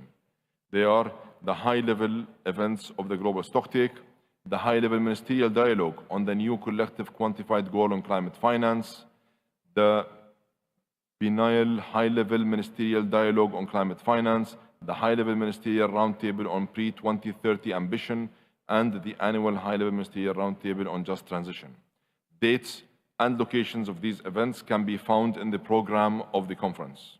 Lastly, I would like to mention that during the second week of the conference, we will reconvene the CMA to consider the decisions and conclusions for adoption. Hearing no objections, it is so decided. Colleagues, as I mentioned during the COP opening, the SPSTA and the SPI will conclude their work on Wednesday, December 6th. I look forward to receiving the outcome of the work of the SPSTA and the SPI. I invite the CMA to turn to agenda item 10, matters relating to finance, including sub-items A to G. Regarding sub-item 10A, matters relating to the Standing Committee on Finance, the CMA is invited to consider the report of the SCF prepared for this session and the recommendations of the SPI on the second review of the functions of the SCF and take any action it deems appropriate. Consideration of this sub-item will be undertaken jointly with the contact group established by the COP for its agenda sub-item 8B, co-chaired by Apollina Mola from Italy and Ali Waqas from Pakistan. Regarding sub-item 10B, guidance to the Green Climate Fund, the CMA is invited to provide guidance to GCF on policies, program priorities, and eligibility criteria related to the Paris Agreement for transmission by the COP. Consideration of sub-item 10B will be undertaken jointly with the contact group established by the COP for its agenda sub-item 8C by co-chaired by Marine Lanouille from France and Richard Mayongi from Tanzania. Regarding sub-item 10C, guidance to the Global Environment Facility, the CMA is invited to consider the information provided by the GEF and to provide guidance to it on policies, program priorities, and eligibility criteria related to the Paris Agreement for transmission by the COP. Consideration of sub-item 10C will be undertaken jointly with the contact group established by the COP for its agenda sub-item 8D to be co-chaired by Ms. Lanouille and Mr. Mayongi. Regarding sub-item 10D, matters relating to Adaptation Fund, the CMA is invited to consider the annual report of the Adaptation Fund Board prepared for this session. Work under this sub-item will be undertaken jointly with the contact group established by the CMP for its agenda item 7, co-chaired by Diane Black-Lalin from Antigua and Barbuda and Louis Rousseau from France. Regarding sub-item 10E, new collective quantified goal on climate finance, the CMA is invited to take stock of the progress made and provide further guidance on the ad hoc work program. I would like to thank Fiona Gilbert and Zahir Fakir for their leadership as co-chairs of the ad hoc work program and for their work this year as reflected in their annual report prepared for this session. Work under this sub-item will also take in consideration the summary of the deliberations at the high-level ministerial dialogue to be convened on December 3rd. I propose to establish contact group co-chaired by Gabriella Blatter from Switzerland and Amina Yavoli from Fiji for consideration of matters under the sub-item. Regarding sub-item 10F, compilation and synthesis of and summary report on the in-session workshop on biennial communications of information related to Article 9, Paragraph 5 of the Paris Agreement, the CMA is invited to consider the documents prepared for the session and presented in the annotations. The CMA is also invited to consider updating the types of information contained in the Annex to Decision 12/CMA.1 on the basis of parties' experience and lessons learned in the preparation of their biennial communication of indicative, quantitative, and qualitative information. In addition, the CMA will convene on December 8th a high-level ministerial dialogue on climate finance to be informed by the compilation and synthesis of the second biennial communication from developed country parties and summary report of the second biennial in-session workshop of information to be provided by parties. Consideration of this sub-item will be undertaken jointly with the contact group established by the COP for its agenda sub-item 10F, co-chaired by Elena Pereira from Honduras and Kelly Sharp from Canada.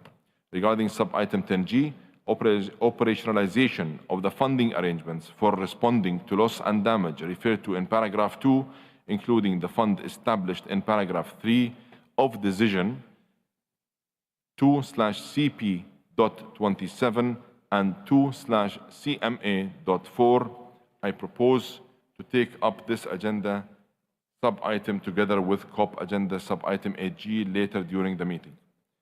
May I take it that the CMA agrees to the organization of the work proposed for item 10, matters relating to finance?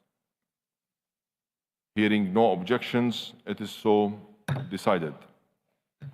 I would like to thank the co-chairs for accepting this role, and I invite delegates to consult CCTV and the daily programs for detailed information on the meetings and events. To accelerate our work, I request the co-chairs of the contact group established under 10A to F to produce draft decision texts after the first meeting of the respective contact groups. I invite the CMA to turn to sub-item 14B, rules, modalities, and procedures for the mechanism established by Article 6, paragraph 4 of the Paris Agreement and referred to in decision 3/CMA.3. The CMA is invited to consider the annual report and the recommendations of the supervisory body for the mechanism established by Article 6, paragraph 4 of the Paris Agreement. I would like to thank the chair and the vice chair of the supervisory body, Olga Ghassan Zad and El Haji Mbayi Deyangi, for their leadership, and members and alternate members of the body for their hard work. I propose to establish a contact group co-chaired by Sonam Tashi from Bhutan and Kate Hanok from Australia for consideration of matters under this item. Hearing no objections, it is so decided. I'd like to thank the co-chairs for accepting this role. I invite the CMA to turn to agenda item 15, report of the Committee to Facilitate Implementation and Promote Compliance referred to in Article 15, paragraph 2 of the Paris Agreement. I would like to thank Christina Voigt and Hasib Gohar, co-chairs of the committee, for their leadership, as well as the members and alternate members for their hard work. I invite the CMA to take note of the information contained in the 4th annual report of the Paris Agreement Implementation and Compliance Committee, contained in document FCCMA/CMA/2023/4, including the recommendation that with respect to paragraph 2 of decision 20/CMA.1, the CMA undertake the first review of the committee's modalities and procedures in 2024, noting that CMA 7 will take place in 2025 instead of 2024, owing to the coronavirus pandemic. Hearing no objections, it is so decided.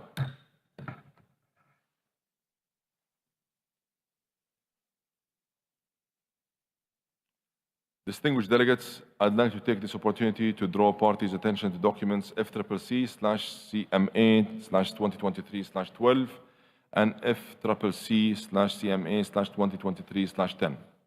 The first document was prepared by the Secretariat at the request of CMA3 and presents an update of the synthesis report on nationally determined contributions under the Paris Agreement referred to in Decision 1/CMA.2, paragraph 10. The second document was prepared by the Secretariat at the request of CMA4 and presents a synthesis report on long-term low greenhouse gas emissions development strategies referred to in Article 4, paragraph 19 of the Paris Agreement. These synthesis reports, which are available on the UNFCCC website, provide an overview of where parties stand in terms of the ambition and actions outlined in their nationally determined contributions and long-term low greenhouse gas emission development strategies, and they can serve as useful inputs to your deliberations here in the UAE. This meeting of the CMA is suspended.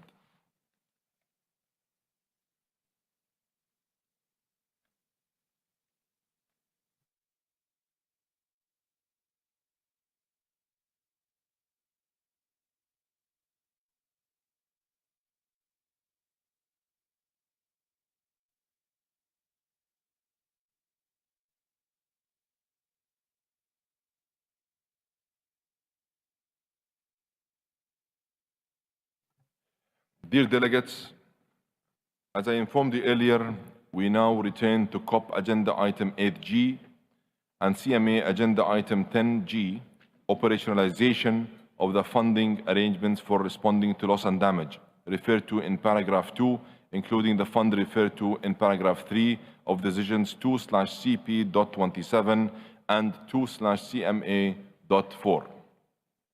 We will be considering the draft decisions on this matter first in the COP and then in the CMA.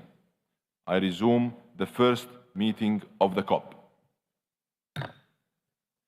I invite parties to turn to COP Agenda Sub-Item 8G, operationalization of the funding arrangements for responding to loss and damage referred to in paragraph 2, including the fund referred to in paragraph 3 of decisions 2/CP.27 and 2/CMA.4.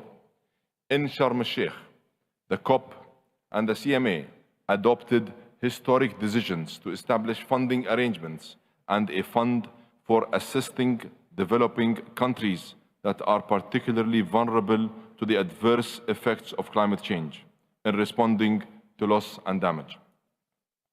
A transitional committee on the operationalization of the new funding arrangements for responding to loss and damage and a fund was also established. The committee engaged in extensive deliberations throughout the year, including an additional session held here in the United Arab Emirates in Abu Dhabi from November 3rd to 4th. It worked diligently in developing recommendations for consideration and adoption by the COP and the CMA, demonstrating significant compromise and flexibility to achieve agreement, and by doing so, delivered on its mandate. I thank every member of the committee for their dedication, constructive engagement, and spirit of compromise, which I hope will continue to inspire all of our work here in Dubai. I also thank the co-chairs for their leadership. I invite the co-chairs of the Transitional Committee, Oti Honkatukia from Finland and Richard Sherman from South Africa, to report on the work of the committee. Richard, you have the floor. Thank you very much, Mr. COP Presidency. We welcome your election, and on behalf of South Africa, just to express our full support for your efforts to ensure that we have a successful outcome here in Dubai. I also wanted to thank you for the opportunity to address the sessions with a brief report back on the work of the Transitional Committee. As colleagues recall, decisions in Sharm el-Sheikh established the Transitional Committee to operationalize the fund. We were given a very clear mandate. We were also given a very hard task in a very short amount of time. And I'm very grateful to be able to report back on behalf of Uti and the Transitional Committee members that we have delivered on our task. The outcome might not be satisfactory to all people. We certainly know that our colleagues in civil society have been shouting at us, but we welcome those voices. They are encouraging to us. We hope in the future we'll agree more closely on certain issues, but I wanted to thank all the participants to the Transitional Committee process, not just the members, but everybody who participated in our work, in our deliberations throughout the year, plus the workshops we held that were mandated, the Glasgow Dialogue and the SBI chairs for their support. I think collectively, all these inputs have made our work more robust. It's also made our work a lot harder, but I believe that as the committee, we have agreed on our recommendations by consensus. Thank you again to the UAE for hosting the 5th meeting in Abu Dhabi just after the pre-COP. and therefore we're happy to present our recommendations to you. So in terms of the formal handing over of our report, these are in documents FCCC/2023/9 and FCCC/PA/CMA/2023/9. The outcomes are a result of many months of complex work. It has been very challenging, but it represents a milestone achievement by a small group of representative parties that we are able to deliver our report to you here. I would like to just finally thank my colleague Uti for working alongside me throughout the year, and to the Secretariat. And on this note, I will hand over to Uti to complete our report. Thank you, Chair. Thank you.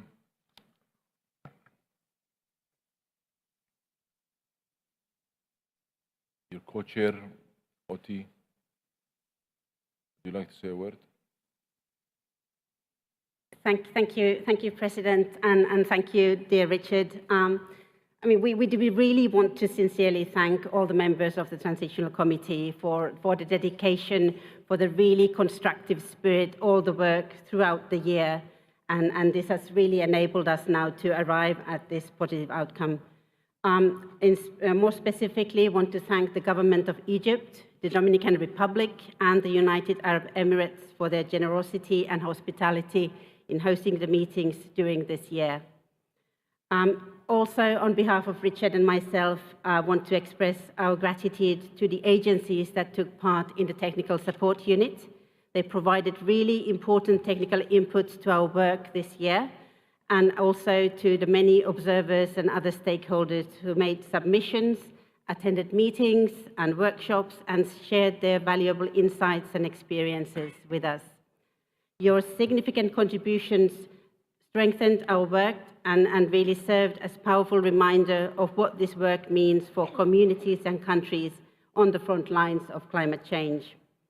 While this was not an easy journey, and on a very personal note, I'm pretty sure that there are parts of this journey that neither my co-chair Richard of South Africa nor I wish to experience ever again, we are confident that the outcomes of this process serve as a strong foundation upon which the international community can now continue to build the new fund, the new funding arrangements, and continue to strengthen the existing funding arrangements, all of which have been widely welcomed as a beacon of hope for the climate vulnerables across the globe. Thank you. Thank you both for your hard work. I invite the COP to turn to document FCCC/CP/2023/L.1 containing the draft decision entitled The Operationalization of the New Funding Arrangements, including a fund responding to loss and damage referred to in paragraphs 2-3 of decisions 2/CP.27 and 2/CMA.4. It is my understanding that some parties may offer to contribute to the fund, and I encourage parties to consider making such pledges during this session. I request the Secretariat to update paragraph 14 of the decision to reflect any offers to contribute made during this conference. Further, I also request the Secretariat to make available on UNFCCC website all offers to contribute as they are made. I recommend that once operational, the board take up the matter of a name for this fund for climate impact response. On these understandings, I invite the COP to adopt the draft decision contained in document FCCC/CP/2023/L.1. Hearing no objections, it is so decided.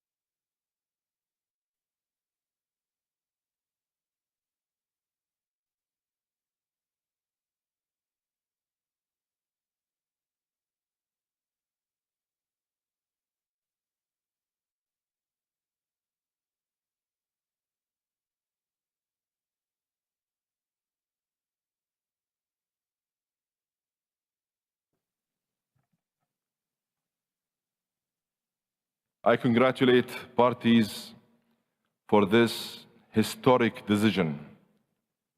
This sends a positive signal of momentum to the world and to our work here in Dubai. I encourage parties to nominate members and alternate members of the board of the fund here in Dubai so that we can immediately have the board operational and serving the developing countries particularly vulnerable to the adverse effects of climate change. I propose that parties wishing to intervene do so following adoption of the decision under the CMA. With this, I declare the first meeting of the COP adjourned.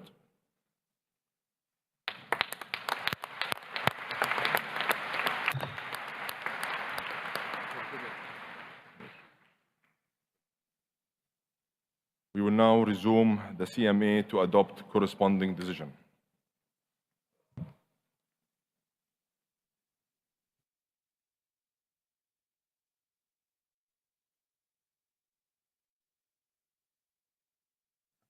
I resume the first meeting of the CMA.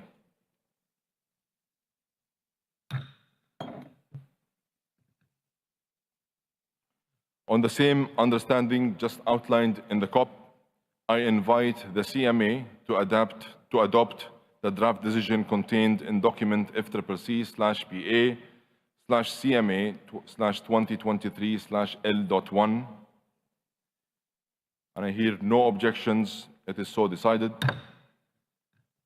Once again, I congratulate all parties for this historic decision.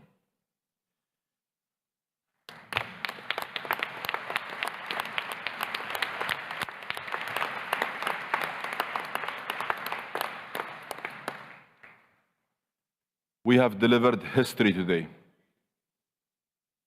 The first time a decision has been adopted on day one of any COP.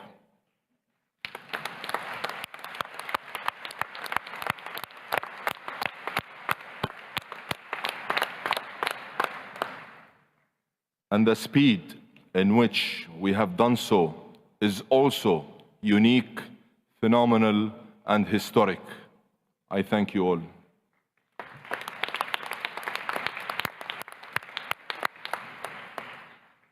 Getting this done demonstrates the hard work of so many, particularly members of the International Committee who worked tirelessly to get us to this very important point.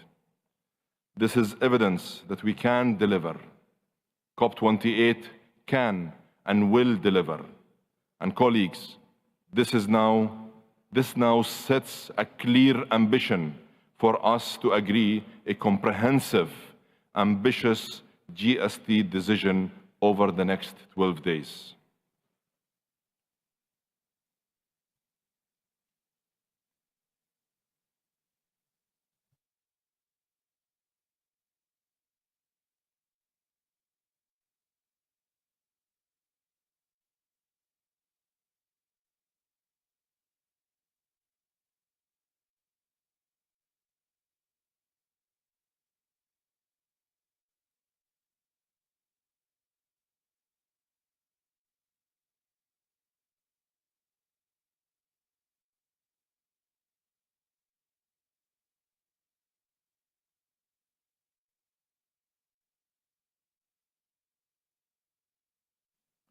Allow me a minute for consultation, please. Thank you.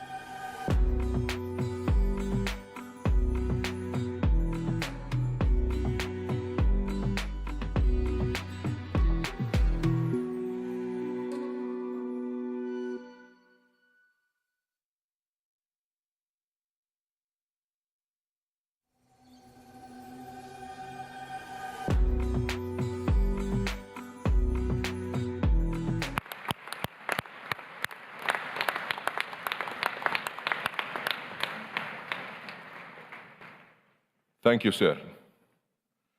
The COP28 presidency is committed to delivering outcomes for the climate vulnerable.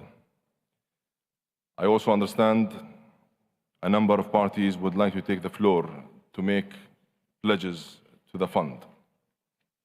The floor is open.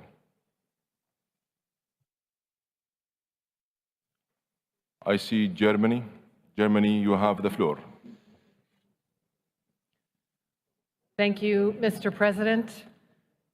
We would like to hand over the floor to Federal Minister Svenja Schulze, Minister for Economic Cooperation and Development, on this historic day, if she is able to join us. And if not, then there she is, Minister Schulze.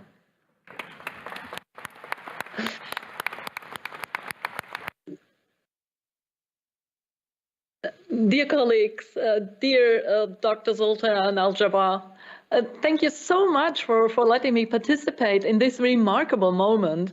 And let me express my gratitude to all of you, and especially to you personally and the team of the COP presidency.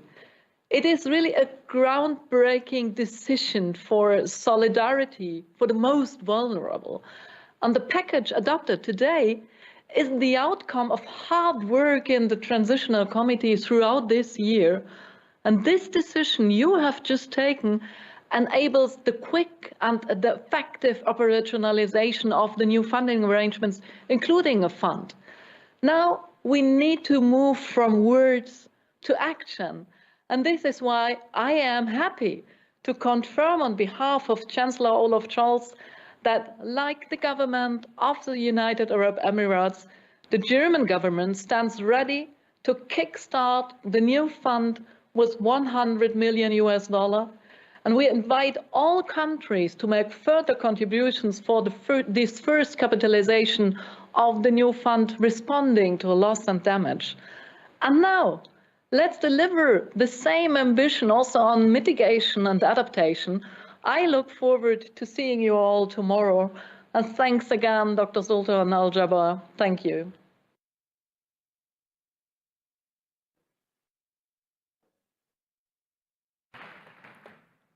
Thank you, Germany.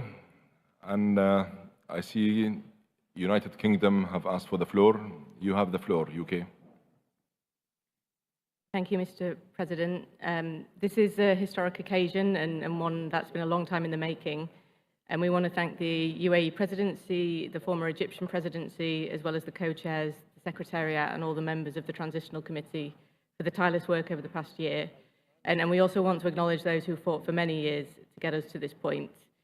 The UK was honoured to play our part in the Transitional Committee, and we join those before us in strongly welcoming the establishment of the fund and funding arrangements. And we've heard the message loud and clear. It's now time for the fund to get to work. And in this spirit, the UK is delighted to announce up to £60 million for loss and damage, including up to £40 million for the new fund, and a further £20 million for funding arrangements, including for early warning systems and disaster risk finance. This is a demonstration of our commitment to getting the fund up and running so that it can support our vulnerable partners. And for the fund to deliver at the scale needed, we must work together to ensure that it delivers in bringing in a wide variety of sources. Mr. President, the outcome that we've achieved this year demonstrates our potential when we come together for a common cause. We need to channel this momentum through the rest of the COP28 as we strive for an ambitious outcome that keeps 1.5 in reach and supports the most vulnerable. Thank you.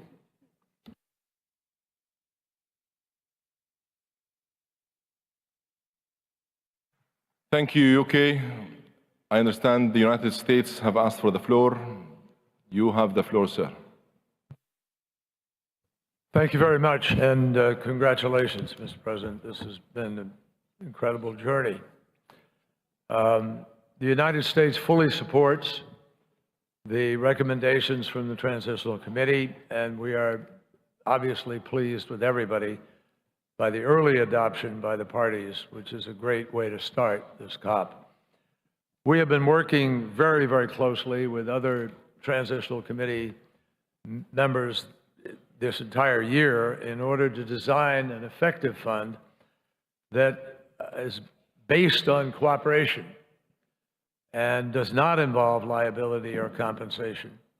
And we're very much committed now to work with our Congress to provide $17.5 million specifically towards the Fund for Climate Impacts Response that will help vulnerable countries to respond to the impacts. But we also expect this fund to be up and running quickly. We expect that it will help address priority gaps in the current landscape of support, which I'll say a couple of words about, and we expect it will draw from a wide variety of sources. So we will be submitting a statement on the Transitional Committee recommendations there too. In addition, I'm pleased to announce an additional $4.5 million for the Pacific Resilience Facility, subject to congressional requirements, another $2.5 million for the Santiago Network, specifically for its stand-up. And both the Pacific Resilience Facility and the Santiago Network are recognized in the Transitional Committee recommendations as key elements of the broader mosaic of support to vulnerable countries and communities as they deal with and respond to the impacts of climate crisis. We are also planning not just to look at the Fund for Climate Impacts, but with respect to a broader mosaic of ways in which we intend to continue to support vulnerable countries. I just want to highlight three of them very quickly. First, we have and we will continue to help vulnerable developing countries to recover and reconstruct from extreme climate-related events, including through the support to the multilateral development banks. In 2023, we supported flood reconstruction, emergency assistance in Bangladesh through the Asian Development Bank, emergency support to address disasters in Rwanda through the African Development Bank, an emergency program in response to Tropical Storm Julia in Honduras through the Inter-American Development Bank. And second, we will continue to support vulnerable countries in their efforts to increase fiscal space. We will support the expanded application of climate-resilient debt clauses, including by the multilateral development banks, and we're very proud of the work that the Development Finance Corporation has undertaken over the last 18 months, in which we have specifically committed more than $1.5 billion in political risk insurance for debt-for-nature restructurings. And in Belize, for example, with DFC's support, a private company will now provide paramedic insurance to cover damages caused by hurricanes equal to more than 20% of Belize's GDP. And thirdly, finally, the United States is committed to working with others on policy matters related to sea level rise. In 2022, we made it a U.S. policy that sea level rise driven by human-induced climate change will not diminish the maritime zones on which island states and other coastal states rely, including for food and livelihoods. In addition, President Biden announced the United States considers that sea level rise driven by human-induced climate change should not cause a country to lose its statehood or its membership in the United Nations. And these are a snapshot of what I think is an increasingly broad array of initiatives from nations around the world. And finally, with respect to the importance of innovative sources of finance, the scale of the challenge is simply too large for any government to be able to finance alone. And that is why we announced last year, and we will be announcing further in a few days, the outlines of the full measure of how this will now be implemented for the Energy Transition Accelerator, the ETA, which will go to help specifically vulnerable countries in their efforts to adapt and to respond to the impacts of the climate crisis. And going forward, we will continue to work with partners in addition to President Biden's PREPARE program, which is the Emergency Adaptation Initiative, which he has announced. So we're proud of what has happened here over this last year and proud of what has been announced today. Thank you. Thank you, U.S. May I now give the floor to Japan, please. Japan, you have the floor. Thank you, Chair. Japan welcomes the adoption of the decision to establish the fund at this plenary. Like previous speakers, we commend the hard work of the Transition Committee And I am humbly delighted that a Japanese member of the committee also contributed to this outcome.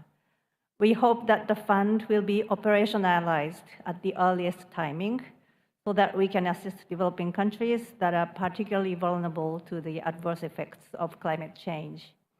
I am happy to announce that Japan pledges $10 million for the startup of the fund.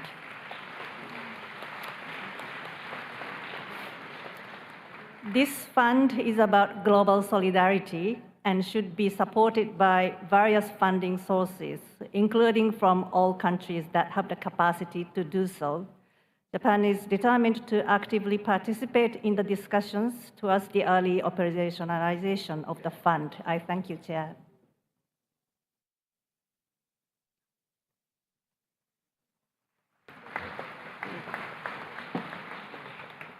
Thank you, Japan. I would like now to ask the EU to take the floor. EU, you have the floor. Thank you so much. And I want to speak on behalf of the EU and its member state.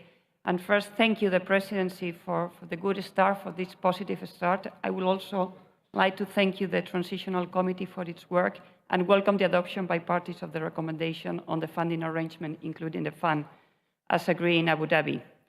By adopting the TC's recommendations, COP28 has delivered on the historic COP27 decision under Egypt's leadership and sends a strong signal of solidarity with developing countries particularly vulnerable to the adverse effects of climate change, including LDCs and SIDS.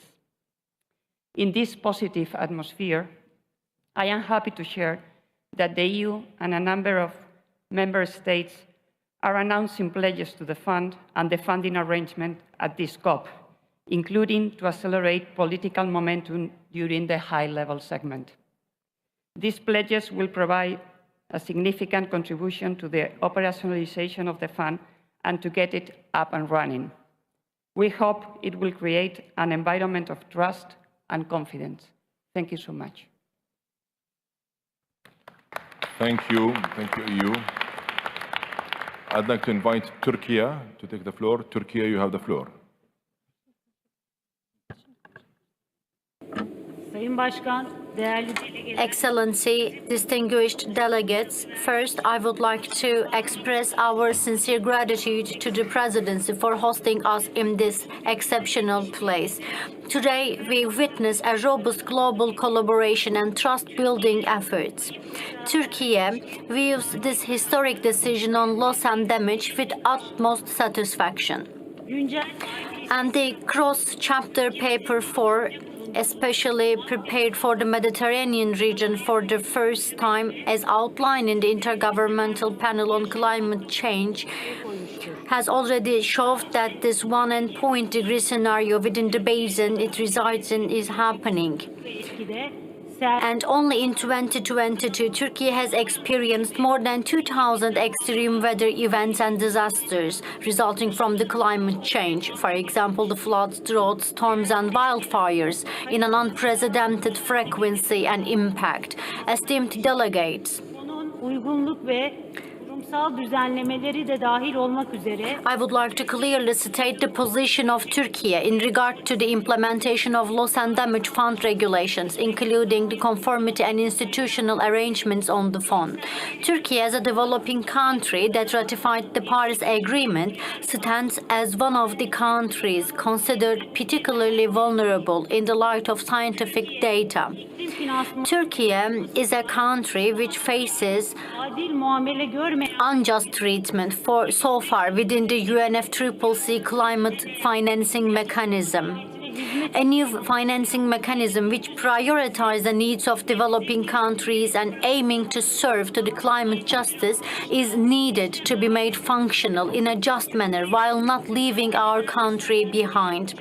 This constructive stance of Turkey should not be interpreted as a compromise from our determination over this issue. Excellency, I request that our stance and intervention be duly noted in the records and included in the Presidency's report on this matter. Once again, I would like to thank the United Arab Emirates, the President-designate of COP28, Dr. Sultan Al-Jaber in person, for hosting and leading this long and challenging process to succeed in an inclusive and transparent manner, leaving no one behind. Thank you very much. Thank you very much, Turkey, for your statement, and it will be noted in the report. Allow me now to request DRC to take the floor. DRC, you have the floor.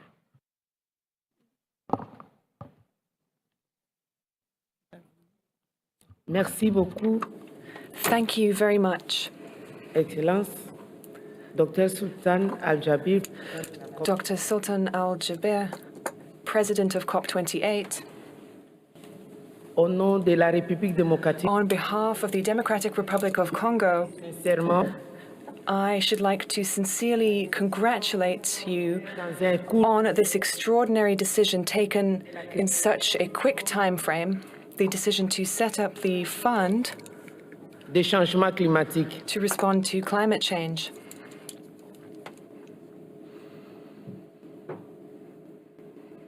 Cependant, nous voulons soutenir However, que nous espérons we should like to state que ce fonds that we hope va permettre aux that this fund will allow the countries that are victims of the adverse effects of climate change bénéficiaires to be genuine beneficiaries, assouplissement and that there will be flexibility de mécanismes d'accès à ces fonds. in mechanisms to access the fund, and also De ces fonds. that there will be transparent management of the fund. Nous espérons aussi que la création, We also hope that the creation of this fund l'engagement pris will not obscure the commitments undertaken by countries responsible for pollution to contribute to fighting climate change selon des 100 milliards de dollars américains to the tune of $5 billion per year, réalisés depuis. an obligation which has still not been met in 14 years now. La lutte contre le réchauffement climatique est la. The fight against climate change is the responsibility of all. Nous savons que la responsabilité est collective. We know that the responsibility is common but differentiated, whether we are responsible for the pollution or not. La République démocratique du Congo, The Democratic Republic of the Congo, des différentes formes de réchauffement, is a victim of various forms of global warming. Like any forested country, sommes aussi la réponse face au changement. we are also at the forefront of responding to climate change Potentiel environnemental through our environmental capacities, which are significant.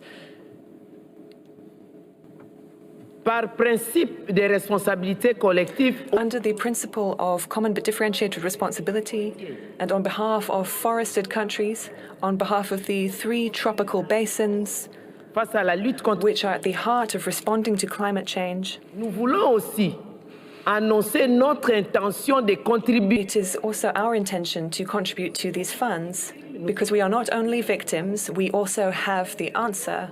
Conditionné. But this answer is conditional. Aujourd'hui, qu'il soit acté We ask that today, première journée extraordinaire COP28, the 7th extraordinary day, the first rather extraordinary day of the COP, that forests be made the answer, and we, forested countries, à la hausse ask for an upward revision of the number of carbon tons fonctionner dans ces fonds to allow us carbone to work with these funds from the carbon market à mobiliser so that we can contribute to mobilizing fund resources.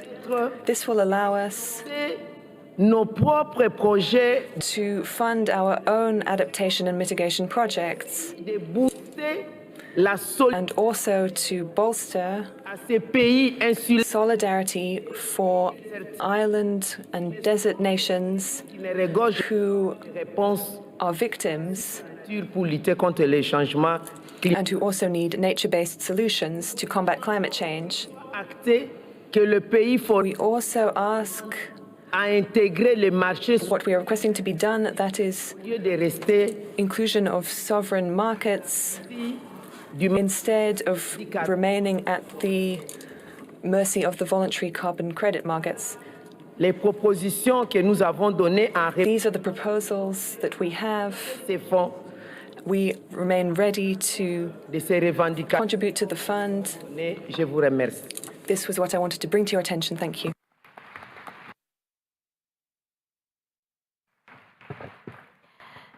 Dear delegates, we would like to ask for a 2-minute break. Thank you.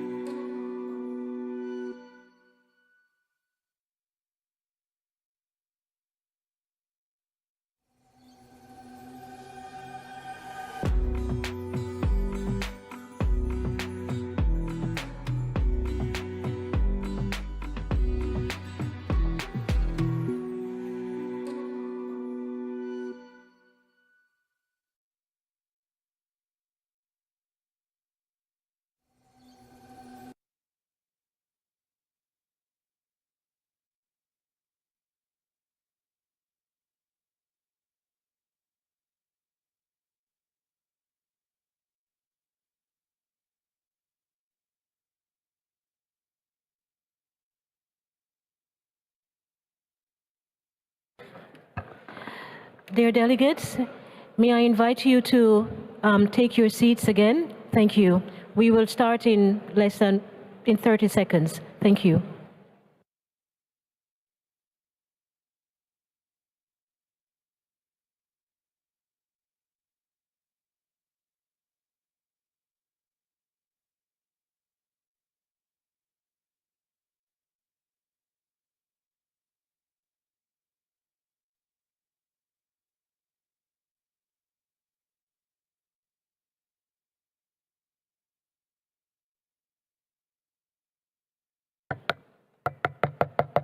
Dear delegates, may I invite you to please take your seats so we can resume?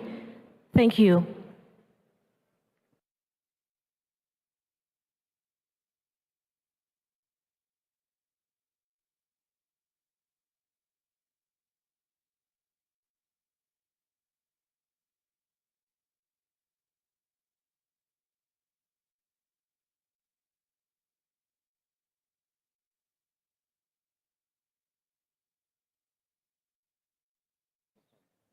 Can you please take your seats? Can you please take your seats?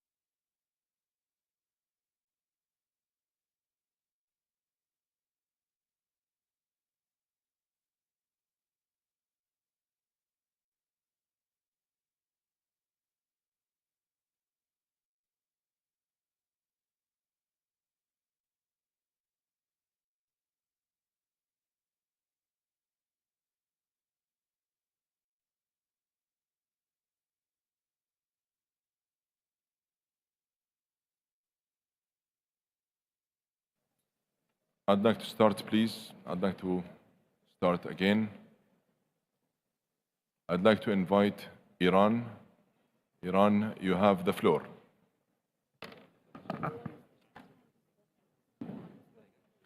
Thank you very much, Mr. President. Since this is the first time my delegation has the opportunity to speak, we would like to extend our congratulations to you and to your good country for your presidency. Excellency, the same as many other delegations, we wish to echo our voice of congratulation and support on the adoption of the Loss and Damage Fund. At the same time, my delegation wishes to draw the attention of the COP and its member states to some important considerations when it comes to operationalization and functions of the fund, in particular under the World Bank. One of the first priorities when the fund starts its function is transparency of work and addressing the financial need and requirements of all developing nations in an equal manner. Unfortunately, the World Bank, together with a number of financial mechanisms, which the World Bank is their host, in their function during previous decades, have followed a political approach in consideration and approval of financing of projects belonging to a number of developing nations, including my own. And accordingly, our projects have been explicitly ignored by them. Therefore, we should ensure that the new fund in its function shall equally address all projects and requests for funds, and all developing countries, far from any political motive and influence, shall have unimpeded access to its financial support. Further, the dust and sandstorms as a critical weather event and significant impacts on many countries and regions should also be included in the scope and areas of activities of this fund. And accordingly, this fund shall finance those projects submitted to it. Thank you very much. Thank you, Iran. Now I would like to invite Zambia to take the floor. Zambia, you have the floor. Thank you very much, Mr. President. Mr. President, you recall that at COP27, one of the measures of success we put as Africa was to convince the world that the Loss and Damage Fund was necessary. Coming to COP28 here in Dubai, we wanted to measure success to see whether the Loss and Damage Fund will be established and that it will become operational. To see, Your Excellency, that this has not only been established, accepted to be established, but that developed countries have already started putting in money, obviously to the tune of more than $200 million in the first 20 minutes of acceptance.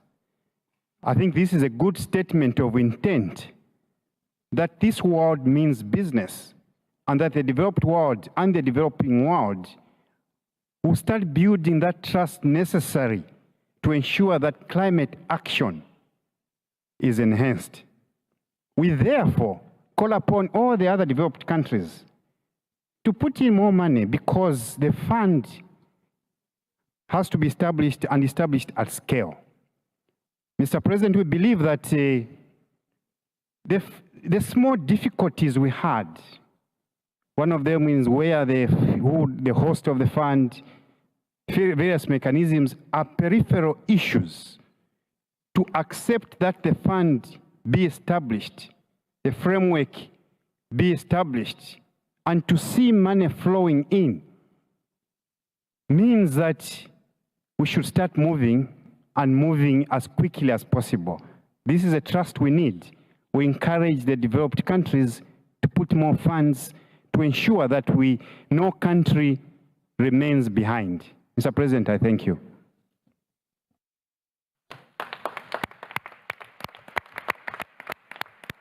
Thank you very much, Zambia, for your kind words.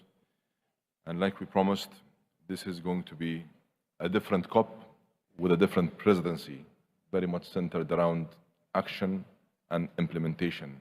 And I think us being able to achieve this historic moment today is a great and a clear and a unique demonstration of that commitment.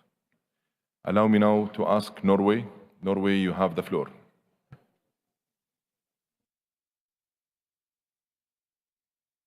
Thank you, Mr. President.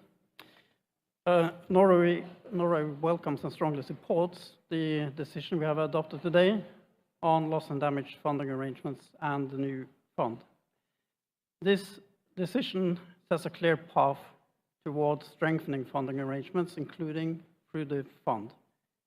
The next steps in making the fund operational will still require a lot of work by its board, and will therefore encourage early nominations of board members.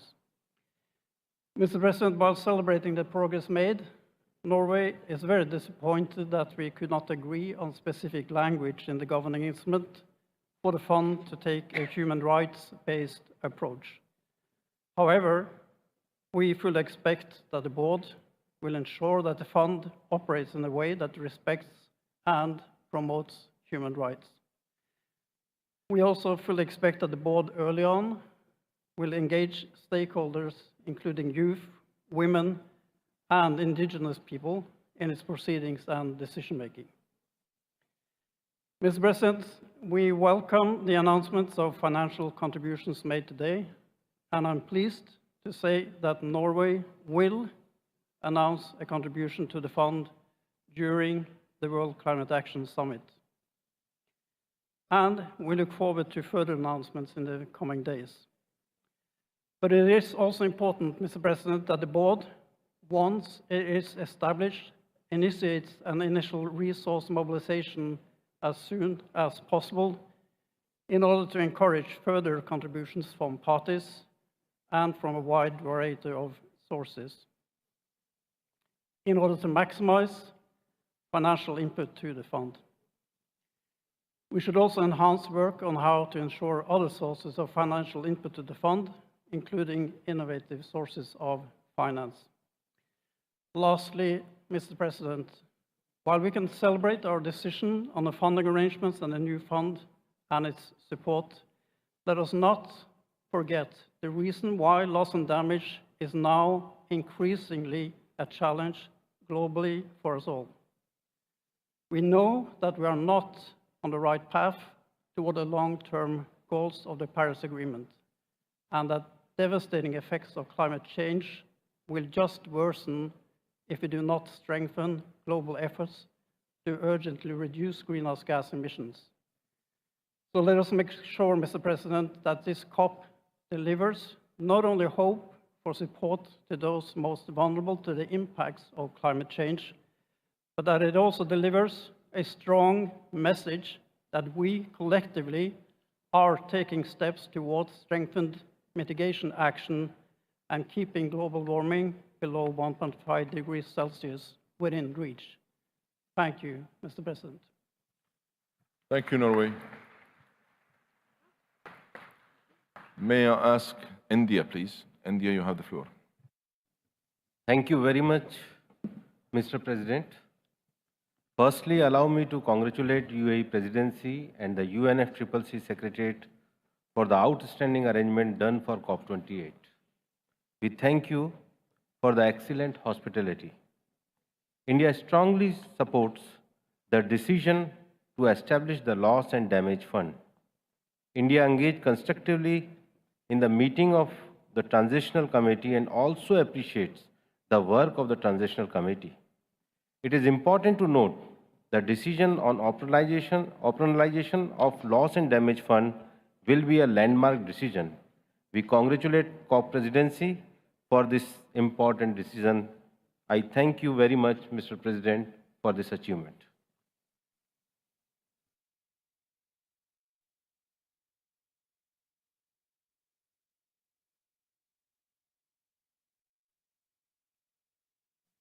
Thank you, India. May I now request Colombia to take the floor, please? Thank you very much, Mr. President.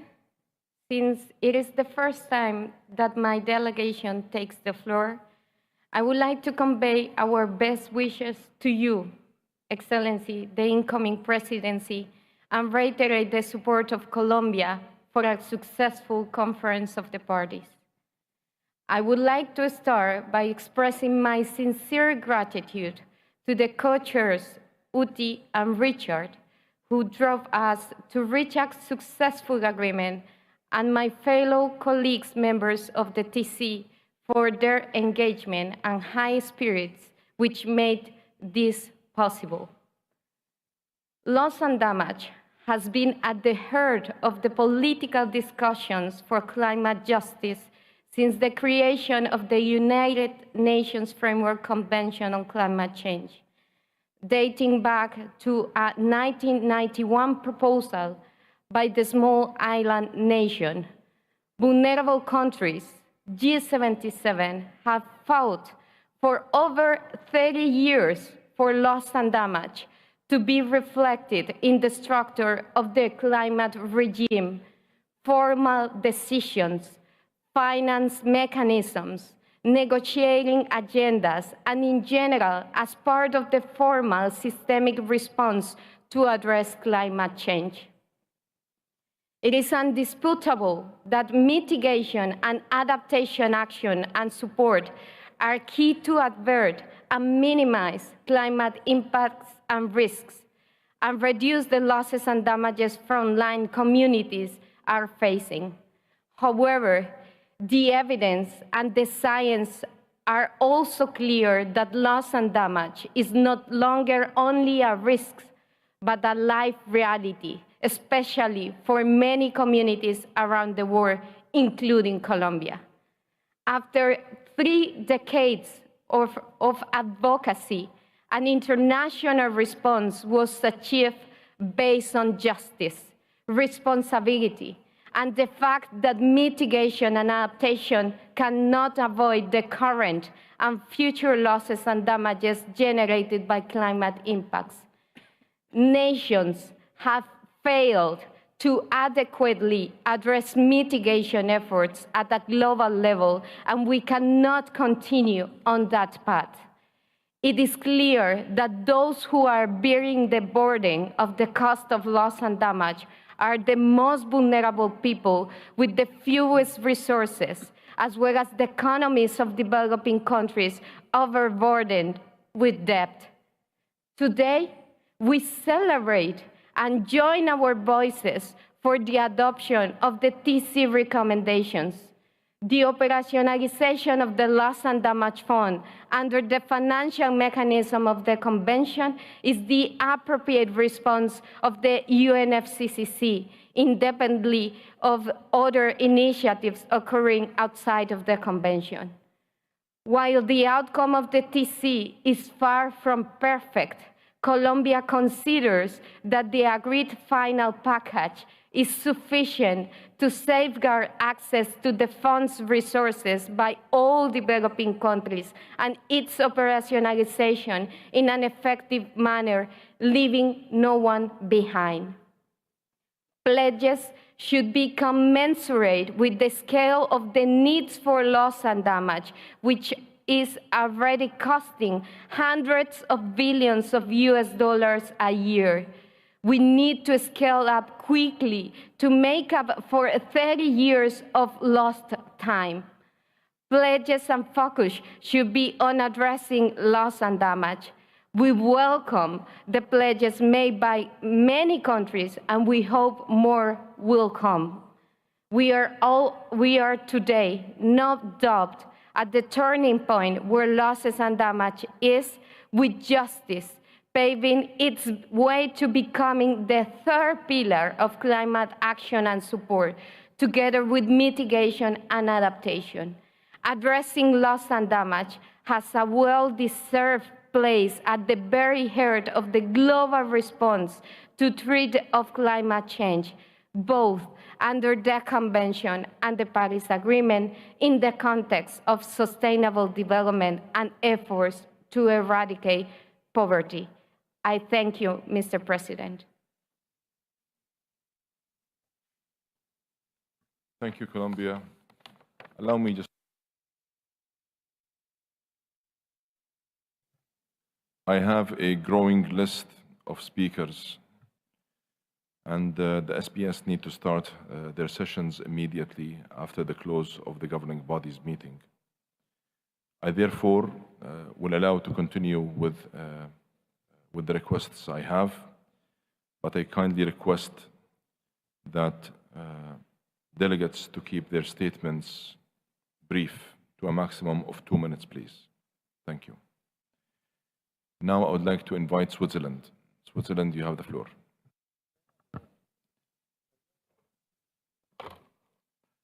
Thank you very much, Mr. President. At the outset, let me congratulate you for your election. I would also like to thank the United Arab Emirates for their warm welcome here. I'm delivering this statement on behalf of the Environmental Integrity Group, comprising Georgia, Liechtenstein, Mexico, Monaco, the Republic of Korea, and Switzerland. The EIG appreciates very much the hard work achieved by the Transitional Committee. We welcome the early adoption. This is a strong signal of our commitment, a first major milestone for this COP, and a landmark decision.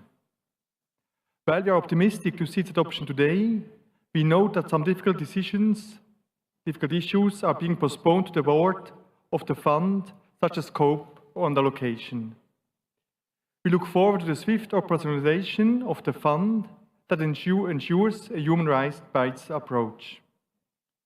We trust that the board will be able to take good decisions to ensure effective action for benefiting those people most in need at the front line of climate change, and the coherence and complementarity of the fund with existing funding arrangements to avert, minimize, and address loss and damage.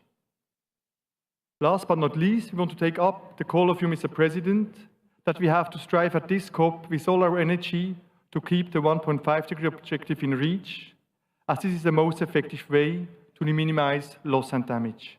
Thank you. Thank you, Switzerland. I'd like to now invite Egypt. Egypt, you have the floor. Thank you. Thank you very much, Mr. President. And once again, allow me to join others in congratulating you on your election. And we have every confidence in your ability and that of your team to lead our work to an outstanding conclusion this year, building on successes of previous COPs. Mr. President, just over a year ago, we were in a very different place when it came to loss and damage. We were all coming out of the Bonn session with a big fight over inclusion of the very issue of funding of loss and damage on the agenda. It was no small task to get the issue on the agenda of COP27, but even exceeding all of our expectations was actually having a decision on funding and funding arrangements and a fund for loss and damage. I take the floor at this moment, in fact, to acknowledge the incredible work done by a number of people that allowed us to be in this position right now. First and foremost, all of the delegations that huddled with us into late hours of the night in Sharm el-Sheikh and showed tremendous flexibility despite very divergent political positions on the issue, but they all came together at the end of the day, allowed it to go on the agenda, and then came together to allow the adoption of that historical landmark decision. And then the work was not done. We still had the TC, and we had two outstanding co-chairs who led the work, and everyone who was in attendance attested to their central pivotal role in leading the work. But I would be remiss if I did not mention the support provided by the Secretariat. They work behind the scenes, but they really are the backbone of the process, and great thanks on behalf of the outgoing Egyptian COP presidency to them for all the hard work they've done. But lastly, to conclude, let me say thanks to you, the UAE, for bringing this all together here in Dubai, for having this very brilliant idea of starting off and giving us all a good vibe and a good moment to start our work on other issues. Lastly, I think our success here goes way beyond just the very central, critical issue of funding loss and damage. It is a testament to the ability of the community, international community, working collectively to come on together and reach agreement and show that multilateralism is still alive and doing well. Thank you very much.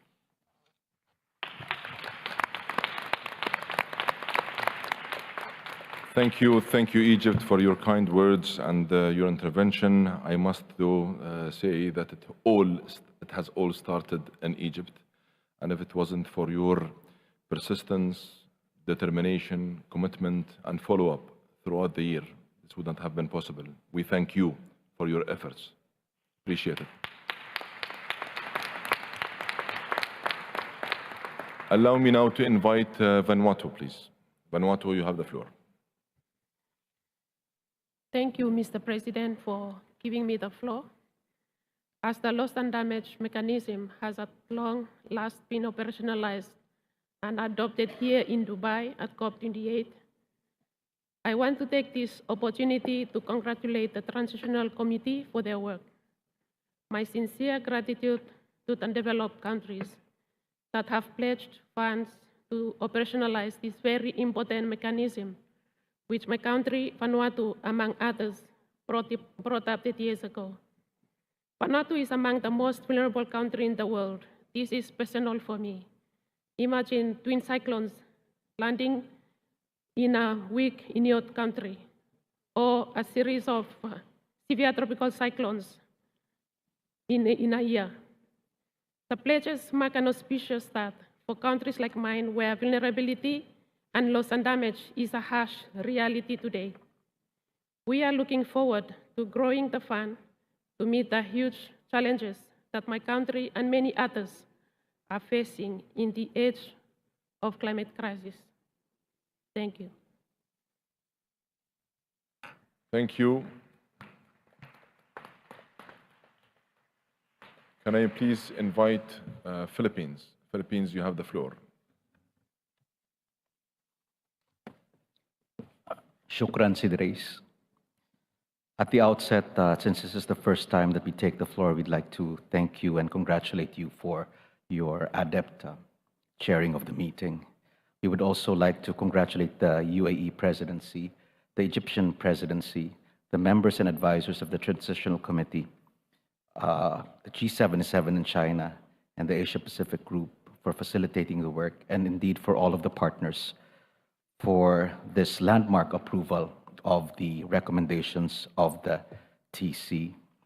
The Philippines itself was part of the TC, and we are aware of the difficulties that arose before we came to this historic conclusion.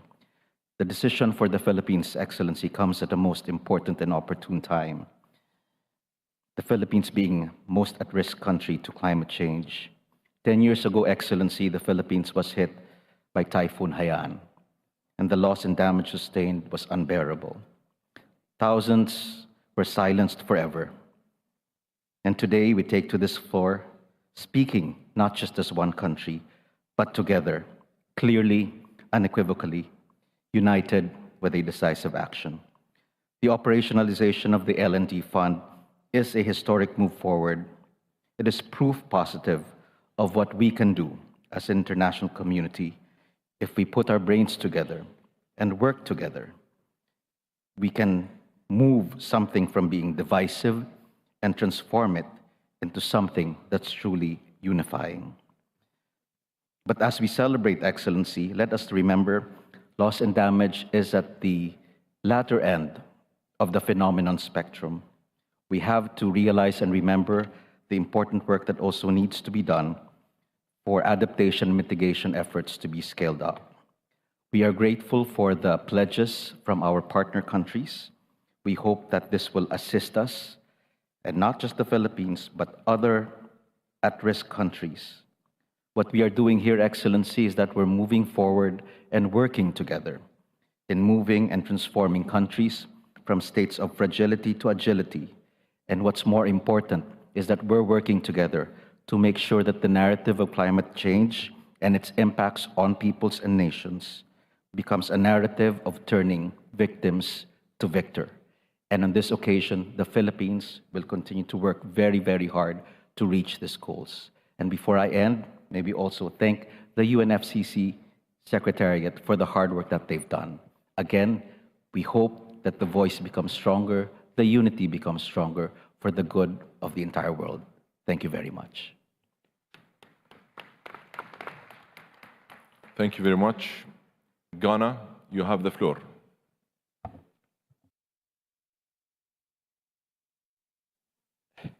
Thank you, Mr. President. Mr. President, at the outset, we want to congratulate you for your leadership, for taking up this very important role in this critical moment. Ghana, as the chair of the Climate Vulnerable Forum, played a very critical role last year in Egypt, trying to campaign about the essence of, first of all, having an agenda adopted as the Egyptian presidency just articulated, and then also articulated through a young lady, 11-year-old girl, who delivered a sterling statement to the world leaders about the essence of having this fund established. And so today we are very happy to see this success being made and then being celebrated by all.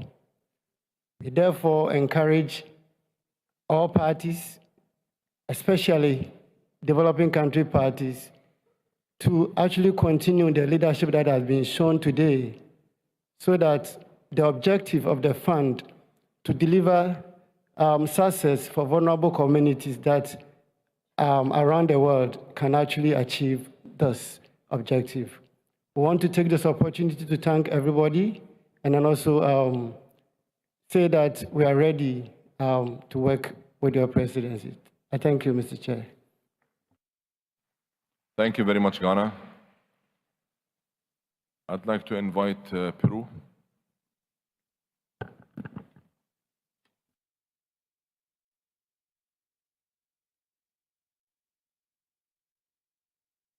Señor Presidente. Mr. President, distinguished delegates, at the outset, Mr. President, we would like to congratulate you on being designated the president of this COP, and we would also like to thank the outgoing presidency of Egypt for its leadership. Mr. President, today we are participants in how, by working together, we can achieve historic results for our peoples, and in particular for the most vulnerable women, indigenous women. Mr. President, now as we begin our work, I am confident that Peru will be supporting this process under your leadership. We are confident that this is a moment of achievement, of success, which will continue over these 2 weeks, bringing us towards our goals. Thank you.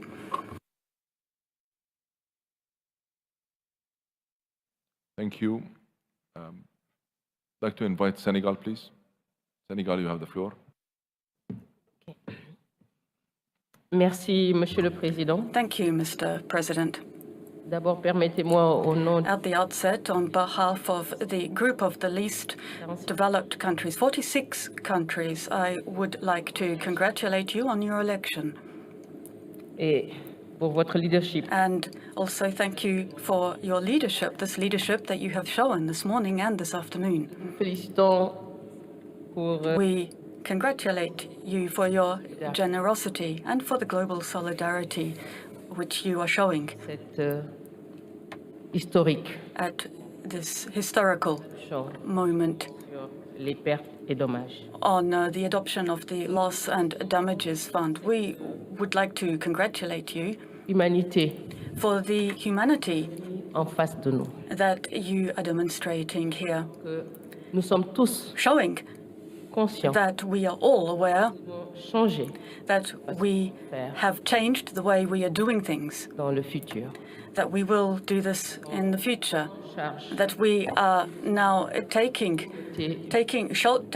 on the needs of the communities most vulnerable to climate change. We're addressing their needs, and this is particularly true for the least developed countries and for the island states. Nous tenons à remercier We would like to au nom thank you. le comité de transition. On behalf, we would also like to thank the Transition Committee, the Secretariat, and your team for the hard work that you have carried out throughout this process. Répondre à cette demande to de justice. Respond to this demand for justice, Attendent de nous. which is what our communities hope to see from you. This fund les modèles de financement. should not simply address financing models, but should guarantee new sources of financing and accessible financing, additional, adequate, and substantive financing in the form of subsidies to allow us to rebuild, to address, to rehabilitate our countries following extreme climate events and slow onset events. We hope that the substantive commitments taken today under your leadership will continue tomorrow and throughout this COP here in Dubai, and to ensure that we have the capitalization for this fund, for the loss and damages fund that we need, so that this year we can see this fund respond effectively to the needs of the impacted communities. Thank you.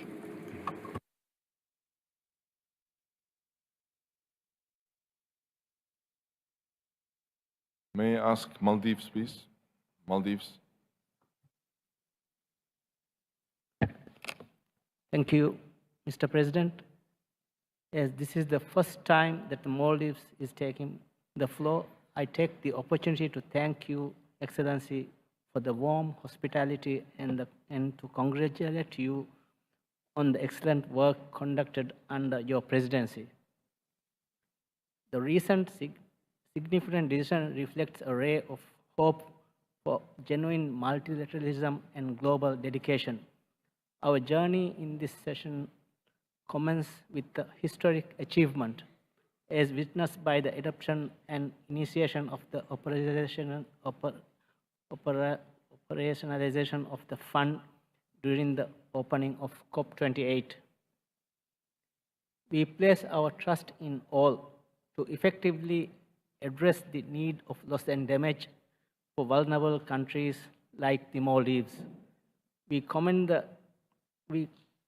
the diligent efforts of the Transitional Committee, whose recommendations have given rise to this crucial fund, particularly vital for nations such as Maldives grappling with the diverse effects of climate change.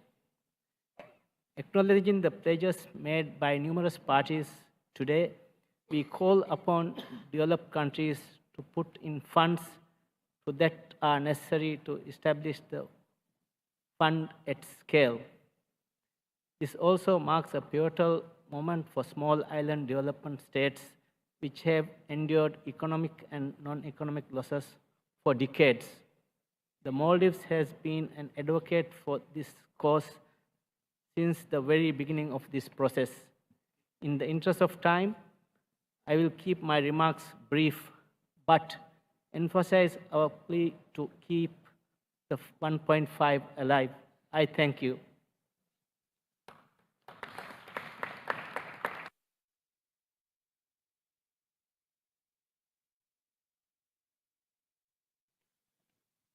Thank you. Can I ask the EU, please? EU, you have the floor.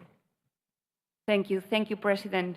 To add to the momentum in the room today, I am pleased to confirm a pledge of an aggregate number from the EU and its member states, including Germany, of at least 225 million euros to the fund.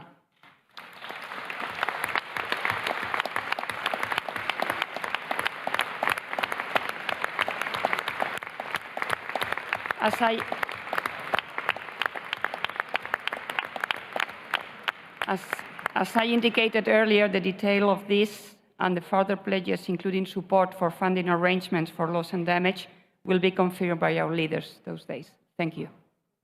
Way to go, EU. Thank you very much. Thank you.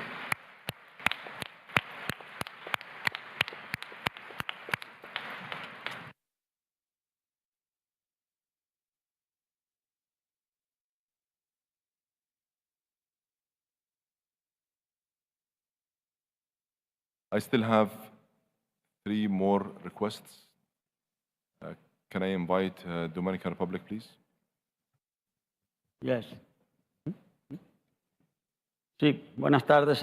Good afternoon. Thank you, Mr. President. Es la primera vez que República Dominicana. This is the first time that Dominican Republic is taking the floor today, and so I would like at the outset to express the best wishes to you for this tremendous responsibility you have taken on as president of this COP for the next year, and in particular, the fact that you are presiding today, a day which is a day of joy, of great satisfaction for countries all around the world.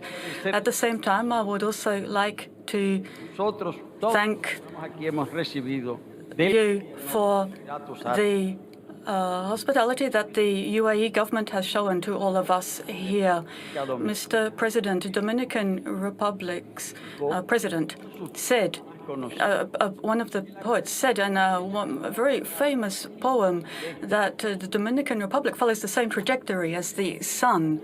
But as well as following the sun's trajectory, we are also located on the roots of the tropical cyclones, and this makes us one of the countries that is most vulnerable to the devastating impacts of climate change. And for this reason, the adoption of the conclusions of the Transition Committee on the Mechanism and the Fund on Loss and Damage is a milestone event. It is an event of utmost importance. And for this reason, we would like to thank your country for the support that it is showing, and all the other countries which have announced today pledges for this fund. And we also invite other countries to follow this example and to ensure that this loss and damages fund becomes an effective tool so that countries do not have to choose between, as you said in your opening statement, do not have to choose between using funds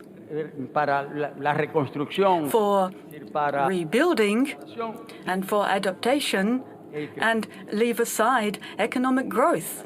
Thank you.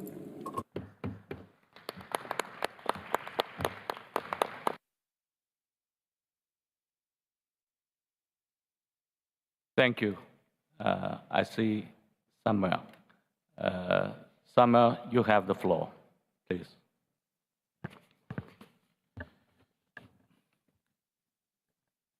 Thank you very much, Mr. President.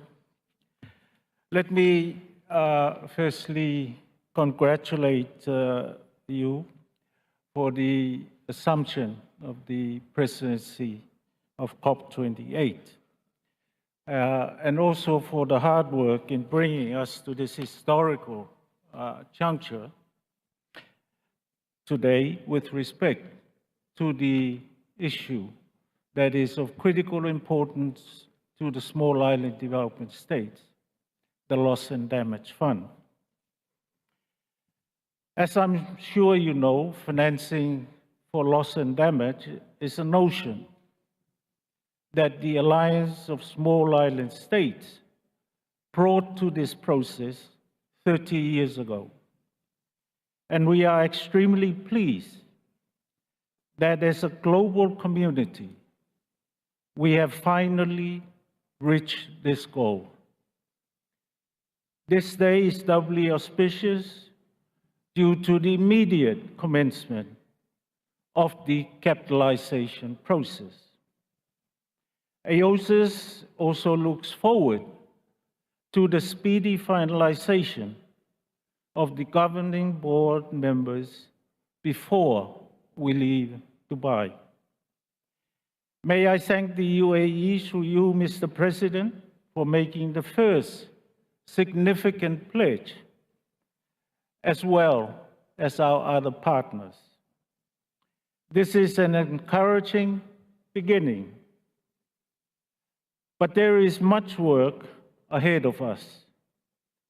We have left the starting line. However, we look forward to working with you and all our colleagues for swift authorization of the fund. Congratulations once again to you, Mr. President, and your team. Thank you. Thank you, Samuel. I see Chile. Chile, you have the floor. Muchas gracias, señor presidente. Thank you, Mr. President. Unirnos My delegation would like to echo others in congratulating you on your election, and also to congratulate you on the great success that we had at the start of this session. Chile is particularly pleased with this initiative of this COP, and we are also happy to see the contributions we're also happy with the contribution we've had the honor to make in this process. Chile as leading the transition committee and also as a co-facilitator, working through our Ministry of the Environment during COP27, supporting the Egyptian presidency. We had the honor of making these contributions, and we would like to continue to work to strengthen this new dimension of climate action, which is essential in order to address the needs of the most vulnerable. It also shows the success of multilateralism, and it's a success that should be projected to the rest of this COP's work. Loss and damage is important to address in all countries and all circumstances, given the climate crisis we are going through, and it is urgent to advance on these discussions in order to help countries and the communities that are most vulnerable to the impact of climate change. We would simply like to congratulate the presidency of the UAE and to thank you for this auspicious and successful start of this conference. You can count on the ongoing support and contribution of Chile to continue advancing on this road. Thank you. Thank you, Chile. Solomon Islands, you have the floor. Thank you, Mr. President. The Solomon Islands welcomes the decision taken today to operationalize the L&D Fund.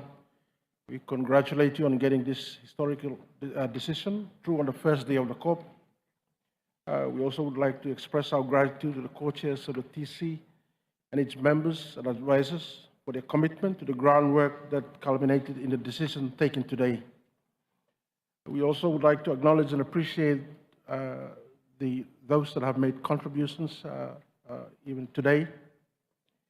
We hope that the spirit of cooperation and commitment to operationalize the L&D Fund is also translated into reducing emissions, and also a similar momentum be taken for adaptation. We thank you. Thank you, Solomon Islands. That concludes the list of speakers. Together, these pledges demonstrate our commitment to those who are particularly vulnerable to the adverse effects of climate change. This is the spirit I want us to take forward into the next 2 weeks of negotiations. We have no time to waste. We must heed the signs. We must deliver a historic outcome here in Dubai. Thank you, delegates. With this, I declare the first meeting of the CMA adjourned.